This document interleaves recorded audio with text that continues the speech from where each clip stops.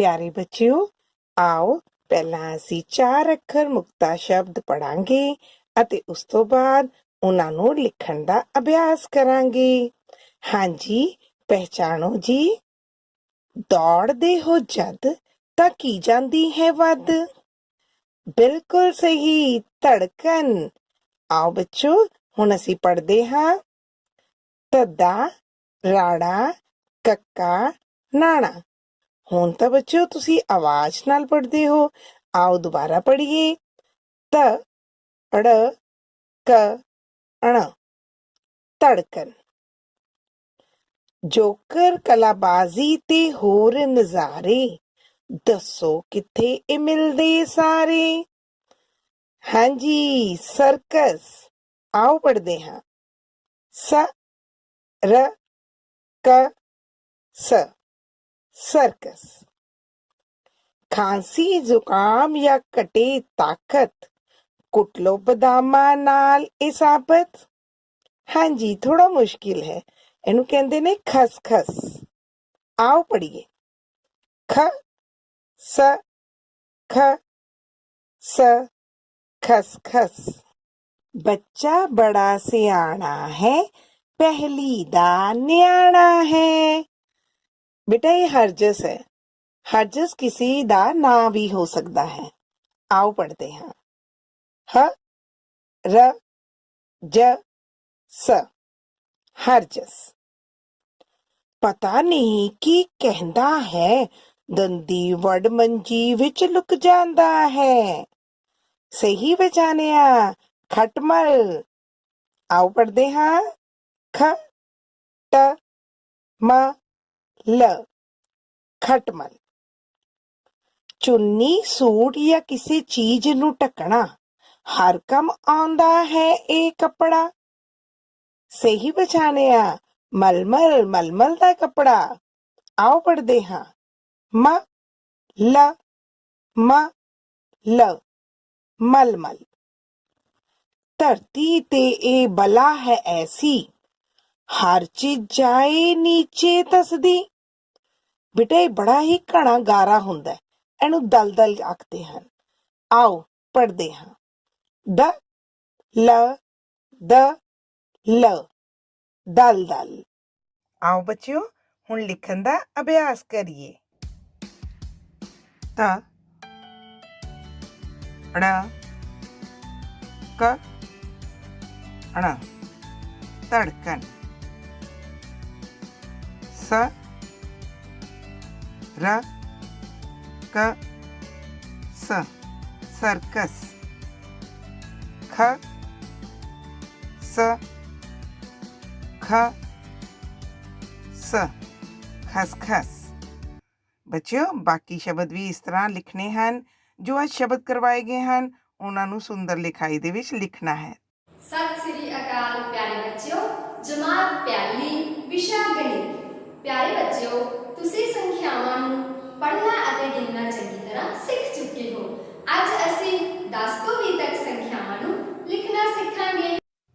ਪਿਆਰੇ ਬੱਚਿਓ, ਅੱਜ ਦੀ ਗਣਿਤ ਦੀ ਜਮਾਤ ਵਿੱਚ ਤੁਹਾਡਾ ਸਾਰਿਆਂ ਦਾ ਸਵਾਗਤ ਹੈ। ਇਹ ਦੇਖੋ ਬੱਚਿਓ, ਕਿੰਨੀ ਸੋਹਣੀ ਰੇਲ ਗੱਡੀ ਹੈ।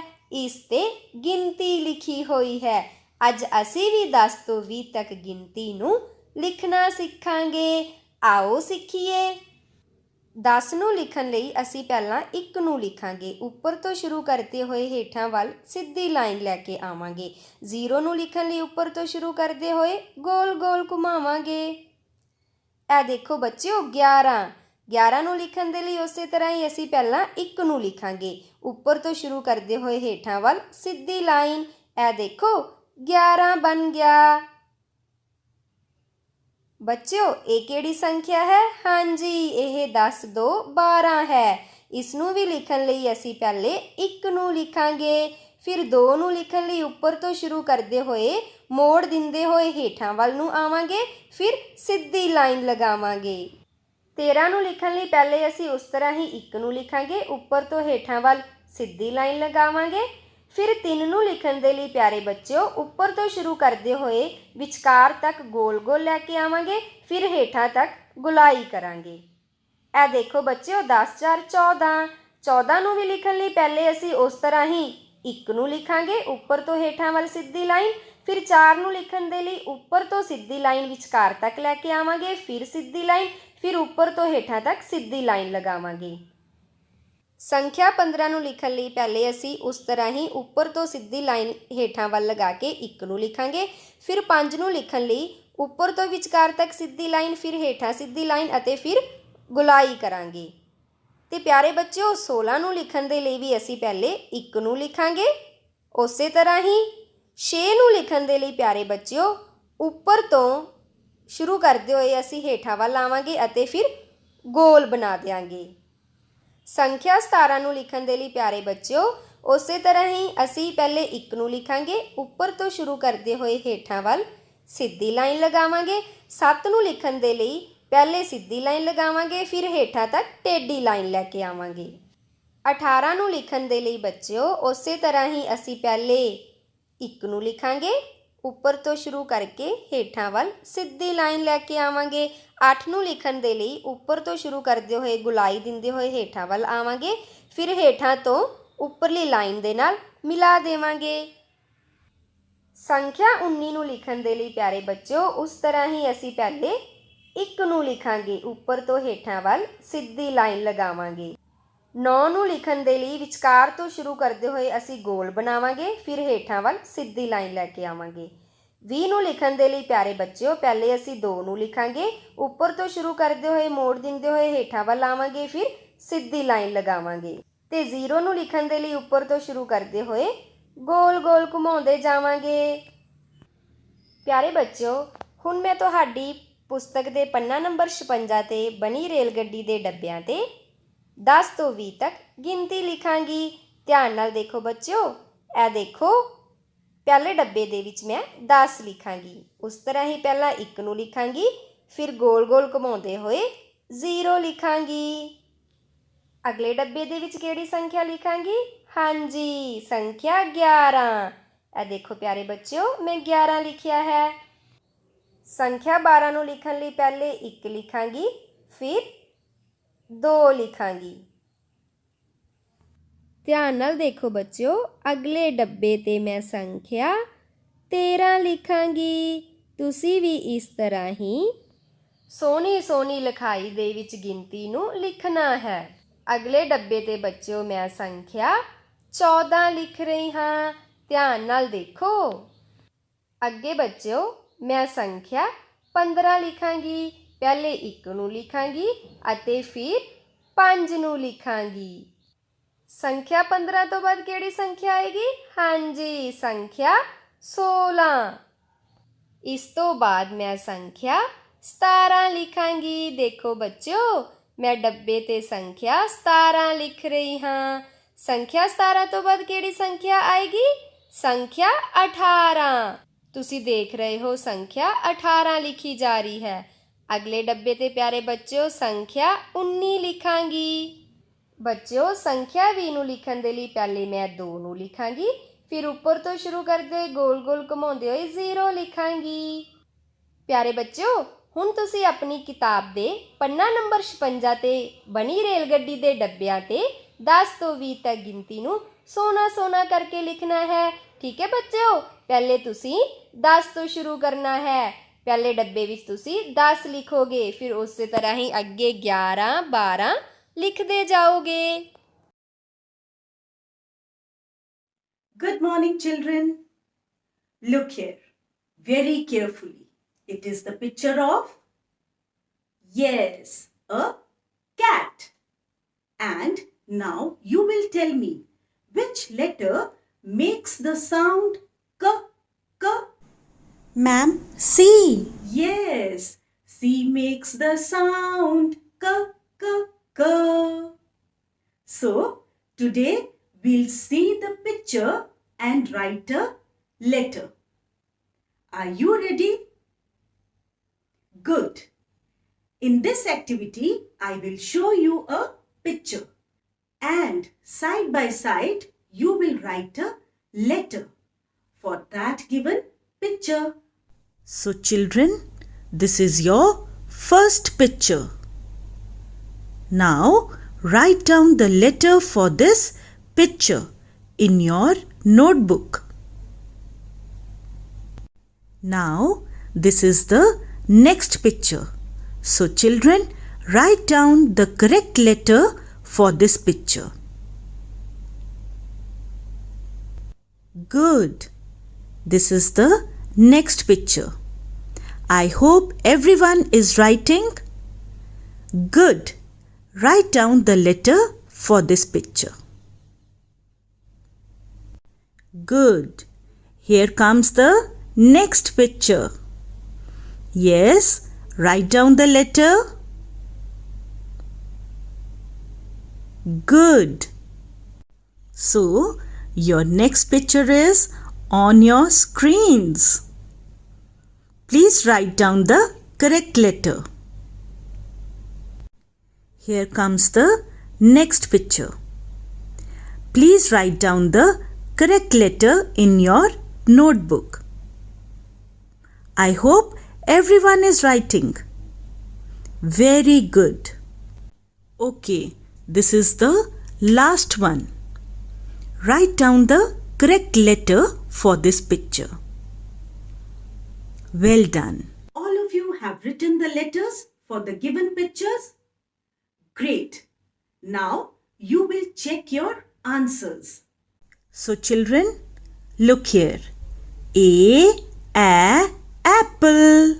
We will write A. F for fish. F. H, her hand. H. M, monkey. M. N, net.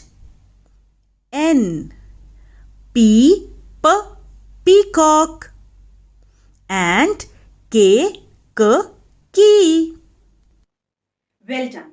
That's all for today. And now it's time for your homework. Children, you will practice to read and write the letters from A to P. I will meet you again. Till then, keep learning.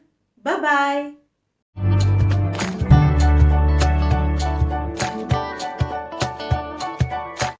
ਇੱਕ ਫੁੱਲ ਇੱਥੇ ਖਿੜਿਆ, ਇੱਕ ਫੁੱਲ ਕਲਕੱਤਾ, ਇੱਕ ਅਜੂਬਾ ਅਸੀਂ ਦੇਖਿਆ, ਪੱਤੇ ਦੇ ਉੱਤੇ ਪੱਤਾ।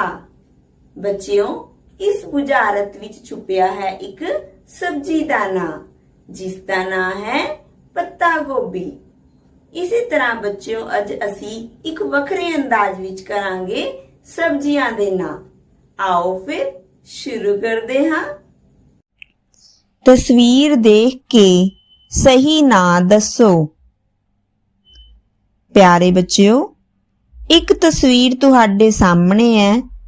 ਇਹਨੂੰ ਦੇਖ ਕੇ ਇਸ ਦਾ ਨਾਂ ਦੱਸਣਾ ਹੈ। ਹਾਂਜੀ, ਦੱਸੋ ਫਿਰ। मैडम जी भिंडी। शाबाश, ਇਹ ਹੈ ਸਬਜੀ ਭਿੰਡੀ। ਪਿਆਰੇ ਬੱਚਿਓ, ਰਾਰਾ, ਗੱਗਾ, ਜੱਜਾ ਅੱਖਰਾਂ ਦੀ ਵਰਤੋਂ ਕਰਦੇ ਹੋਏ ਸਹੀ ਸ਼ਬਦ ਬਣਾਓ। ਇਹਦੇ ਲਈ ਤੁਹਾਨੂੰ ਇੱਕ ਤਸਵੀਰ ਵੀ ਦਿੱਤੀ ਜਾ ਰਹੀ ਹੈ। मैडम जी ये तो गाजर है। गाजर विच भी रारा भी आ रहा है, गग्गा भी आ रहा है ते जज्जा भी, इसलिए एदा जवाब होया गाजर।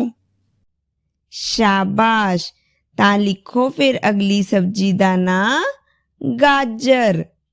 ਹੁਣ ਬੱਚਿਓ, ਉਸ ਸਬਜੀ ਦਾ ਨਾਂ ਦੱਸੋ ਜਿਹਨੂੰ ਸਾਰੀ ਸਬਜ਼ੀਆਂ ਦਾ ਰਾਜਾ ਕਿਹਾ ਜਾਂਦਾ ਹੈ। ਹਾਂਜੀ, ਦੱਸੋ ਫਿਰ। ਇਹ ਹੈ ਬੈਂਗਣ।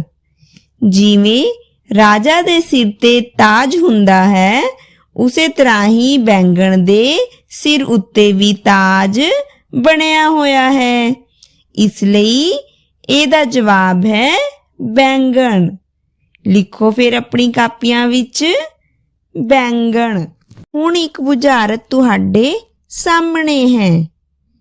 ਹਰੀ ਸੁਰੰਗ ਵਿੱਚ 9 ਨਿਆਣੇ ਜੁੜ ਜੁੜ ਬੈਠੇ ਬੜੇ ਸਿਆਣੇ। ਦੱਸੋ ਫਿਰ ਹੁਣ ਇਹਦਾ ਜਵਾਬ। मैडम जी एता मटर है। शाबाश। लिखो फिर अगली सब्जी का नाम मटर। अच्छा बच्चों, हुण इस सब्जी का नाम दसो जेड़ी खाण विच बहुत ही कौड़ी हुंदी है। मैडम जी जेड़ी कोड़ी हुंदी है ओ ता करेला है। शाबाश। ता लिखो फिर अगली सब्जी का नाम करेला। ਘਰ ਦੇ ਕੰਮ ਵਿੱਚ ਬੱਚਿਓ ਤੁਸੀਂ ਅੱਜ ਕਰਵਾਏ ਗਏ ਸਬਜ਼ੀਆਂ ਦੇ ਨਾਂ ਆਪਣੀ ਕਾਪੀ ਵਿੱਚ ਲਿਖਣਾ ਹੈ ਤੇ ਉਹਨਾਂ ਨੂੰ ਯਾਦ ਵੀ ਕਰਨਾ ਹੈ। ਧੰਨਵਾਦ ਬੱਚਿਓ। ਪਿਆਰੇ ਬੱਚਿਓ, ਸਤਿ ਸ਼੍ਰੀ ਅਕਾਲ। ਅੱਜ ਅਸੀਂ ਜਮਾਤ ਦੂਜੀ ਵਿਸ਼ਾ ਗਣਿਤ ਦੇ ਪੰਨਾ ਨੰਬਰ 60 ਤੇ ਦਿੱਤੇ ਹੋਏ ਸਵਾਲ ਹੱਲ ਕਰਦੇ ਹਾਂ। ਟੋਕਰੀ ਵਿੱਚ 24 ਸੰਤਰੇ ਪਏ ਹਨ। ਉਸ ਟੋਕਰੀ ਵਿੱਚੋਂ 3 ਸੰਤਰੇ ਖਾਣ ਲਈ ਬਾਹਰ ਕੱਢ ਲਏ। ਟੋਕਰੀ ਵਿੱਚ ਕਿੰਨੇ ਸੰਤਰੇ ਰਹਿ ਗਏ? ਆਓ ਆਪਾਂ ਇਹਨਾਂ ਦੀ ਗਿਣਤੀ ਕਰਦੇ ਹਾਂ। 1 2 3 4 5 6 7 8 9 10 11 12 13 14 15 16 17 18 19 20 21 22 23 24। ਤਾਂ ਬੱਚਿਓ, ਸਾਡੇ ਕੋਲ ਇੱਕ ਟੋਕਰੀ ਵਿੱਚ 24 ਸੰਤਰੇ ਹਨ। ਇਸ ਵਿੱਚੋਂ 3 ਸੰਤਰੇ ਖਾਣ ਲਈ ਅਸੀਂ ਬਾਹਰ ਕੱਢਣੇ ਹਨ। ਬੱਚਿਓ, ਇੱਕ ਸੰਤਰਾ ਬਾਹਰ ਕੱਢ ਲਿਆ ਤਾਂ ਟੋਕਰੀ ਵਿੱਚ 23 ਸੰਤਰੇ ਰਹਿ ਗਏ। ਇੱਕ ਸੰਤਰਾ ਹੋਰ ਬਾਹਰ ਕੱਢ ਲਿਆ ਤਾਂ ਟੋਕਰੀ ਵਿੱਚ 22 ਸੰਤਰੇ ਰਹਿ ਗਏ।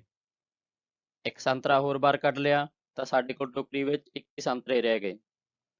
ਤਾਂ ਬੱਚਿਓ, ਅਸੀਂ ਦੇਖਿਆ ਕਿ 24 ਸੰਤਰੇ ਸਨ, ਉਸ ਵਿੱਚੋਂ 3 ਸੰਤਰੇ ਬਾਹਰ ਕੱਢ ਲਏ ਤਾਂ ਟੋਕਰੀ ਵਿੱਚ ਹੁਣ 21 ਸੰਤਰੇ ਰਹਿ ਗਏ।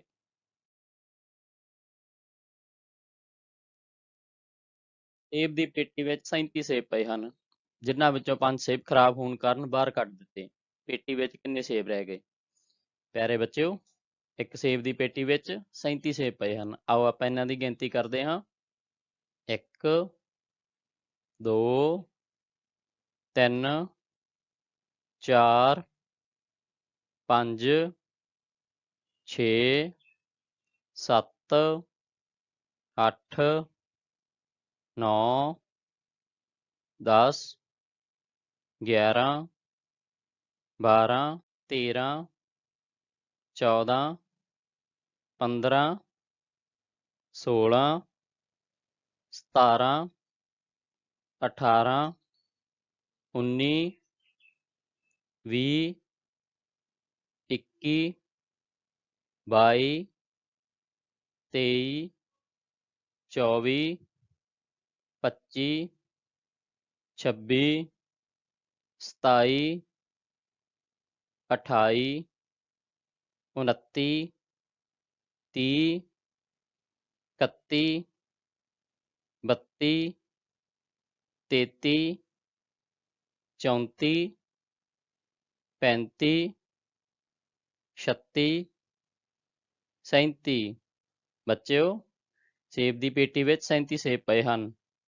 ਉਹਨਾਂ ਵਿੱਚੋਂ ਇੱਕ ਸੇਬ ਬਾਹਰ ਕੱਢ ਦਿੱਤਾ ਤਾਂ ਸਾਡੇ ਕੋਲ 36 ਸੇਬ ਰਹਿ ਗਏ। ਇੱਕ ਹੋਰ ਖਰਾਬ ਸੇਬ ਬਾਹਰ ਕੱਢ ਦਿੱਤਾ ਤਾਂ 35 ਸੇਬ ਰਹਿ ਗਏ। ਇੱਕ ਹੋਰ ਸੇਬ ਬਾਹਰ ਕੱਢ ਦਿੱਤਾ, 34 ਸੇਬ ਰਹਿ ਗਏ। ਇੱਕ ਹੋਰ ਸੇਬ ਬਾਹਰ ਕੱਢ ਦਿੱਤਾ, 33 ਸੇਬ ਰਹਿ ਗਏ। ਇੱਕ ਹੋਰ ਸੇਬ ਬਾਹਰ ਕੱਢ ਦਿੱਤਾ ਤਾਂ ਸਾਡੇ ਕੋਲ 32 ਸੇਬ ਰਹਿ ਗਏ। ਬੱਚਿਓ, ਅਸੀਂ ਦੇਖਿਆ ਕਿ ਸੇਬ ਦੀ ਪੇਟੀ ਵਿੱਚ 37 ਸੇਬ ਸਨ। 5 ਸੇਬ ਖਰਾਬ ਹੋ ਗਏ, ਅਸੀਂ ਬਾਹਰ ਕੱਢ ਦਿੱਤੇ ਤਾਂ ਸਾਡੇ ਕੋਲ 32 ਸੇਬ ਰਹਿ ਗਏ। ਪਿਆਰੇ ਬੱਚਿਓ, ਤੁਸੀਂ ਇਹ ਕੰਮ ਆਪਣੀਆਂ ਕਾਪੀਆਂ ਉੱਤੇ ਹੁਣ ਜ਼ਰੂਰ ਕਰਨਾ ਹੈ। ਧੰਨਵਾਦ।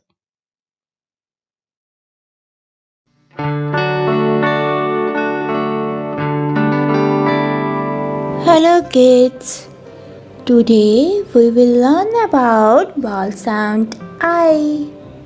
We will make some words with sound it. Let's start kids. H, it, hit, hit, k, it, kit, kit,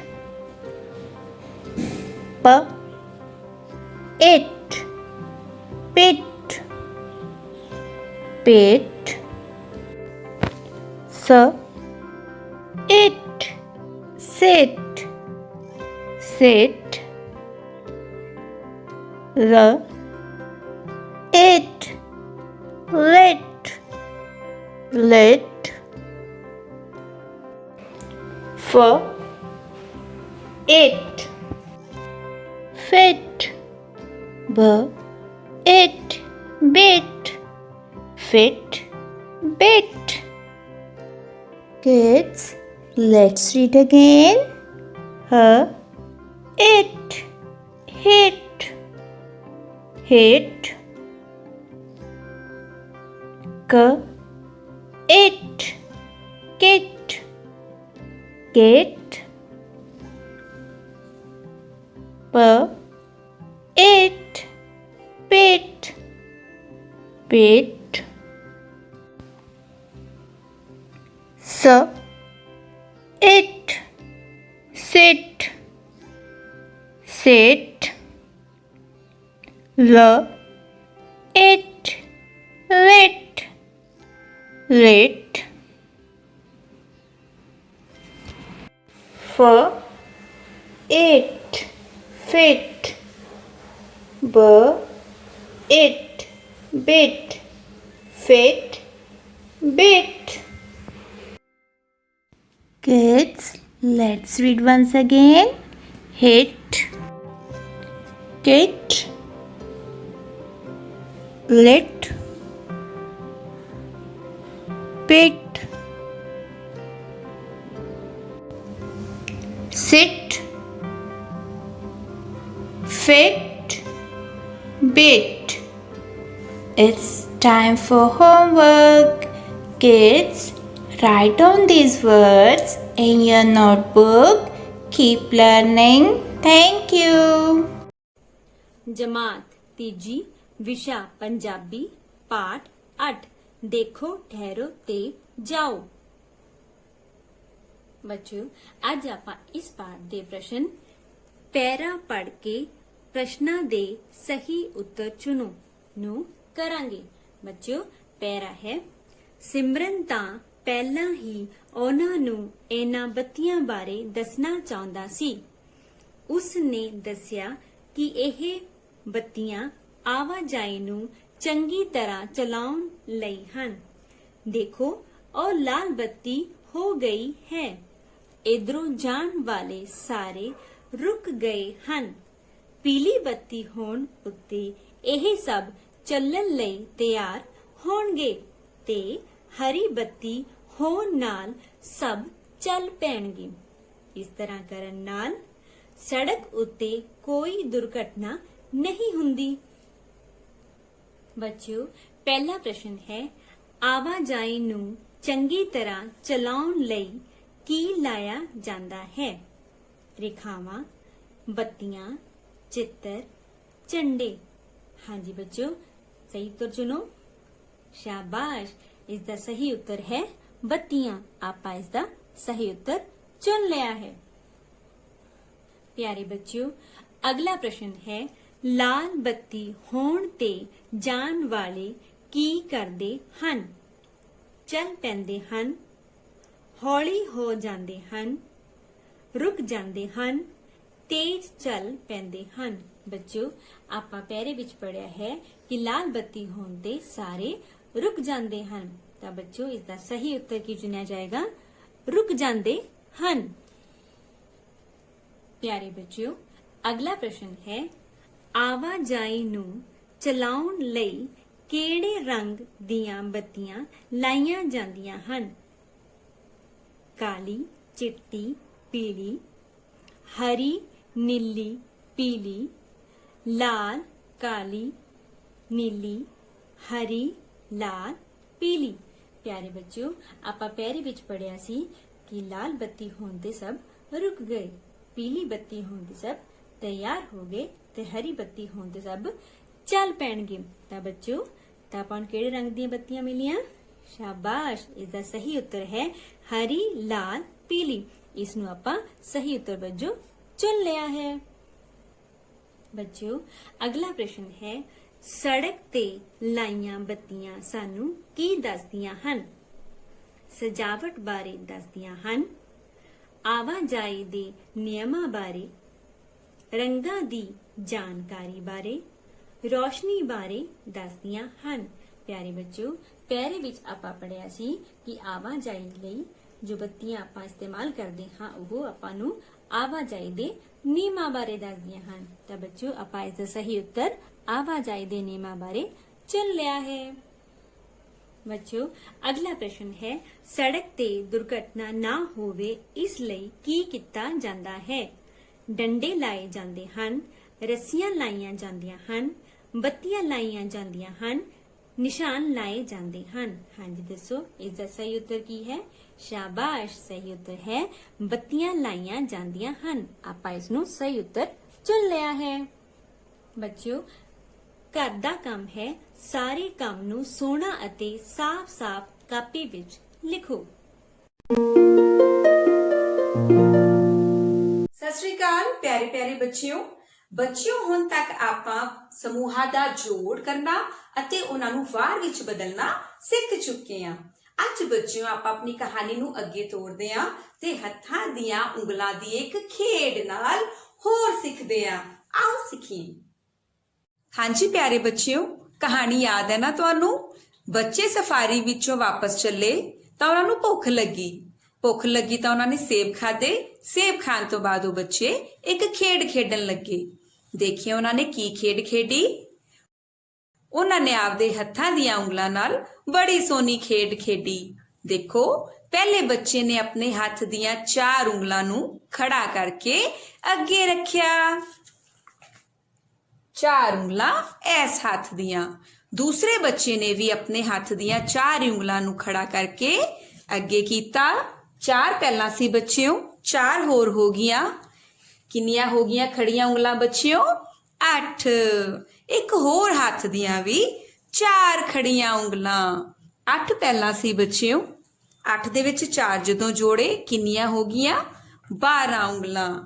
ਅਗਲੇ ਹੱਥ ਦੀਆਂ ਵੀ 4 ਹੀ ਉਂਗਲਾਂ, 4 ਖੜੀਆਂ ਉਂਗਲਾਂ ਇਸ ਹੱਥ ਦੀਆਂ। 12 ਪਹਿਲਾਂ ਸੀ ਬੱਚਿਓ, 4 ਹੋਰ ਜੁੜ ਗਈਆਂ, 12 ਤੇ 4 16। ਅਗਲੇ ਹੱਥ ਦੀਆਂ ਵੀ ਬੱਚਿਓ ਦੇਖੋ 4 ਹੀ ਖੜੀਆਂ ਉਂਗਲਾਂ। 16 ਪਹਿਲਾਂ ਸੀ ਬੱਚਿਓ, 4 ਹੋਰ ਹੋ ਗਈਆਂ, 16 ਤੇ 4 ਕਿੰਨਾ ਹੋ ਗਿਆ ਬੱਚਿਓ? 20 ਖੜੀਆਂ ਉਂਗਲਾਂ। ਦੇਖੋ ਬੱਚਿਓ, ਇੱਥੇ ਧਿਆਨ ਦਿਓ, 4 ਦੇ ਕਿੰਨੇ ਸਮੂਹ ਨੇ? 4 ਦੇ 5 ਸਮੂਹ ਨੇ। ਮਤਲਬ 4 ਕਿੰਨੀ ਵਾਰੀ ਹੈ? ਦੇਖੋ, 1 2 3 4 5। ਇਹਦਾ ਮਤਲਬ ਹੈ ਬੱਚਿਓ 5 ਵਾਰ 4। 5 ਵਾਰ 4 ਕਿੰਨਾ ਹੋ ਗਿਆ ਬੱਚਿਓ? 20। ਵਾਰ ਦੀ ਥਾਂ ਤੇ ਬੱਚਿਓ ਆਪਾਂ ਗੁਣਾ ਦਾ ਨਿਸ਼ਾਨ ਵਰਤਦੇ ਹਾਂ। ਮਤਲਬ 5 ਗੁਣਾ 4 ਬਰਾਬਰ 20। ਹੁਣ ਦੇਖੋ ਬੱਚਿਓ, ਉਹਨਾਂ ਵਿੱਚੋਂ ਇੱਕ ਬੱਚੇ ਨੇ ਆਪਣੀਆਂ 3 ਉਂਗਲਾਂ ਖੜੀਆਂ ਕੀਤੀਆਂ ਤੇ ਅੱਗੇ ਰੱਖੀਆਂ। ਦੇਖੋ ਬੱਚਿਓ, ਕਿੰਨੀਆਂ ਉਂਗਲਾਂ? 3। ਅਗਲੇ ਬੱਚੇ ਨੇ ਵੀ ਆਪਦੇ ਹੱਥ ਦੀਆਂ 3 ਖੜੀਆਂ ਉਂਗਲਾਂ ਨੂੰ ਅੱਗੇ ਰੱਖਿਆ। 3 ਪਹਿਲਾਂ ਸੀ ਬੱਚਿਓ, 3 ਹੋਰ ਹੋ ਗਈਆਂ, 3 ਤੇ 3 6। ਅਗਲੇ ਬੱਚੇ ਨੇ ਵੀ ਆਪਣੇ ਹੱਥ ਦੀਆਂ 3 ਉਂਗਲਾਂ ਨੂੰ ਖੜਾ ਕੀਤਾ। 6 ਪਹਿਲਾਂ ਸੀ ਬੱਚਿਓ, 3 ਹੋਰ ਹੋ ਗਈਆਂ, 6 ਤੇ 3 9। ਅਗਲੇ ਬੱਚੇ ਨੇ ਵੀ ਆਪਣੇ ਹੱਥ ਦੀਆਂ 3 ਉਂਗਲਾਂ ਨੂੰ ਅੱਗੇ ਰੱਖਿਆ। 9 ਪਹਿਲਾਂ ਸੀ ਬੱਚਿਓ, 3 ਹੋਰ ਜੁੜ ਗਈਆਂ, 9 ਤੇ 3 ਕਿੰਨੀਆਂ ਹੋ ਗਈਆਂ ਪਿਆਰੇ ਬੱਚਿਓ? 12 खड़ियां ਉਂਗਲਾਂ। देखो बच्चों 3 कितनी वारी है? 1 2 3 4। आप इनू किस तरह लिख सकते हैं बच्चों? 4 वार 3। 4 वार 3 कितना होएगा बच्चों? 12। ਆਪਾਂ ਇੱਥੇ ਇੱਕ ਗੱਲ ਹੋਰ ਸਿੱਖੀ ਸੀ ਕਿ ਵਾਰ ਦੀ ਥਾਂ ਤੇ ਆਪਾਂ ਕੀ ਵਰਤਦੇ ਆ? ਗੁਣਾ ਦਾ ਨਿਸ਼ਾਨ। ਤਾਂ ਇਹਦਾ ਮਤਲਬ ਕੀ ਹੋ ਗਿਆ? 4 ਗੁਣਾ 3 ਬਰਾਬਰ 12। ਹਾਂਜੀ ਪਿਆਰੇ ਬੱਚਿਓ, ਤੁਸੀਂ ਵੀ ਅੱਜ ਆਪਣੇ ਹੱਥਾਂ ਦੀਆਂ ਉਂਗਲਾਂ ਦੇ ਸਮੂਹ ਬਣਾ ਕੇ ਉਹਨਾਂ ਨੂੰ ਵਾਰ ਵਿੱਚ ਬਦਲਣਾ ਹੈ ਤੇ ਵਾਰ ਵਿੱਚ ਬਦਲਣ ਤੋਂ ਬਾਅਦ ਉਹਨਾਂ ਨੂੰ ਗੁਣਾ ਕਰਨਾ ਹੈ। ਸਤਿ ਸ਼੍ਰੀ ਅਕਾਲ।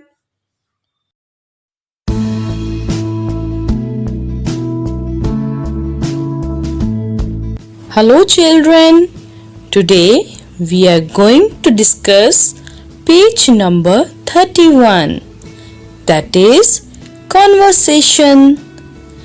So children, today we will learn how to converse with someone, especially when he or she is doing some kind of work. So let's start. Hello, Tom. Hi Millie. How are you? I'm fine. What are you doing? I'm reading. What are you reading? I'm reading newspaper. Hello Annie. Hi, John. How are you? I'm fine. What are you doing? I'm riding. What are you riding?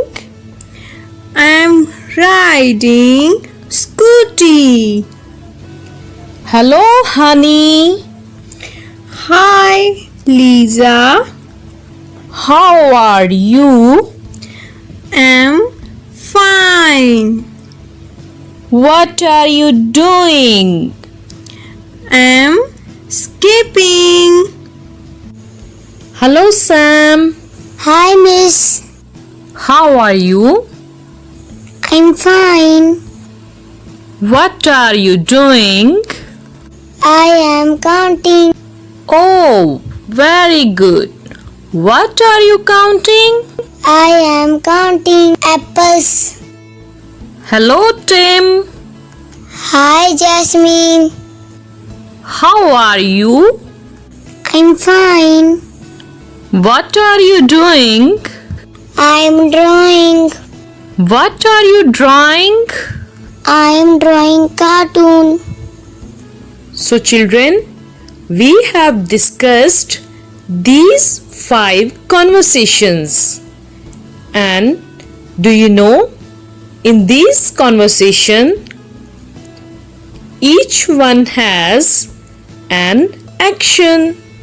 Yes, action. Let's discuss it one by one. Here, the action is reading.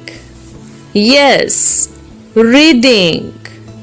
In this way, the next picture, the action is riding. Yes. Now, in this picture, the action is skipping. And here, the action is, yes, counting.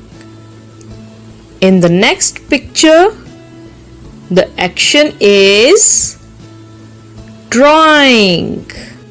Dear children, now it's time for homework, and your homework is practice these conversations and make your videos. Moreover, find some action words and use them in your conversation. Thank you.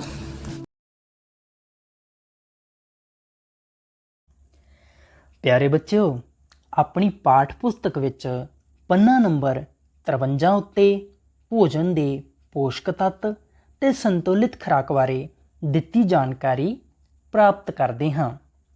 ਭੋਜਨ ਦੇ ਪੋਸ਼ਕ ਤੱਤ। ਬੱਚਿਓ, ਜਿਹੜਾ ਭੋਜਨ ਅਸੀਂ ਖਾਂਦੇ ਹਾਂ ਉਸ ਵਿੱਚ ਕੁਝ ਜ਼ਰੂਰੀ ਤੱਤ ਹੁੰਦੇ ਹਨ, ਜਿਵੇਂ ਕਾਰਬੋਹਾਈਡਰੇਟਸ, ਚਰਬੀ, ਪ੍ਰੋਟੀਨ, ਵਿਟਾਮਿਨ, ਖਣਿਜ ਪਦਾਰਥ ਤੇ ਪਾਣੀ। ਆਓ ਹੁਣ ਆਪਾਂ ਜਾਣਦੇ ਹਾਂ ਕਿ ਇਹ ਸਾਡੇ ਸਰੀਰ ਲਈ ਕਿਉਂ ਜ਼ਰੂਰੀ ਹਨ। ਕਾਰਬੋਹਾਈਡਰੇਟਸ ਤੇ ਚਰਬੀ। ਕਾਰਬੋਹਾਈਡਰੇਟਸ ਤੇ ਚਰਬੀ ਸਾਡੇ ਸਰੀਰ ਨੂੰ ਊਰਜਾ ਦਿੰਦੇ ਹਨ। ਪ੍ਰੋਟੀਨ। ਪ੍ਰੋਟੀਨ ਸਾਡੇ ਸਰੀਰ ਦੇ ਵਾਧੇ ਵਿੱਚ ਮਦਦ ਕਰਦਾ ਹੈ। ਵਿਟਾਮਿਨ ਤੇ ਖਣਿਜ ਪਦਾਰਥ। ਵਿਟਾਮਿਨ ਅਤੇ ਖਣਿਜ ਪਦਾਰਥ ਸਾਡੇ ਸਰੀਰ ਨੂੰ ਬਿਮਾਰੀਆਂ ਤੋਂ ਬਚਾਉਂਦੇ ਹਨ। ਪਾਣੀ। ਪਾਣੀ ਸਰੀਰ ਦਾ ਤਾਪਮਾਨ ਸਥਿਰ ਰੱਖਣ ਅਤੇ ਭੋਜਨ ਪਚਾਉਣ ਵਿੱਚ ਮਦਦ ਕਰਦਾ ਹੈ। ਤਾਂ ਬੱਚਿਓ, ਇਹ ਸਾਰੇ ਹੀ ਤੱਤ ਸਾਡੇ ਸਰੀਰ ਲਈ ਬਹੁਤ ਜ਼ਰੂਰੀ ਹਨ।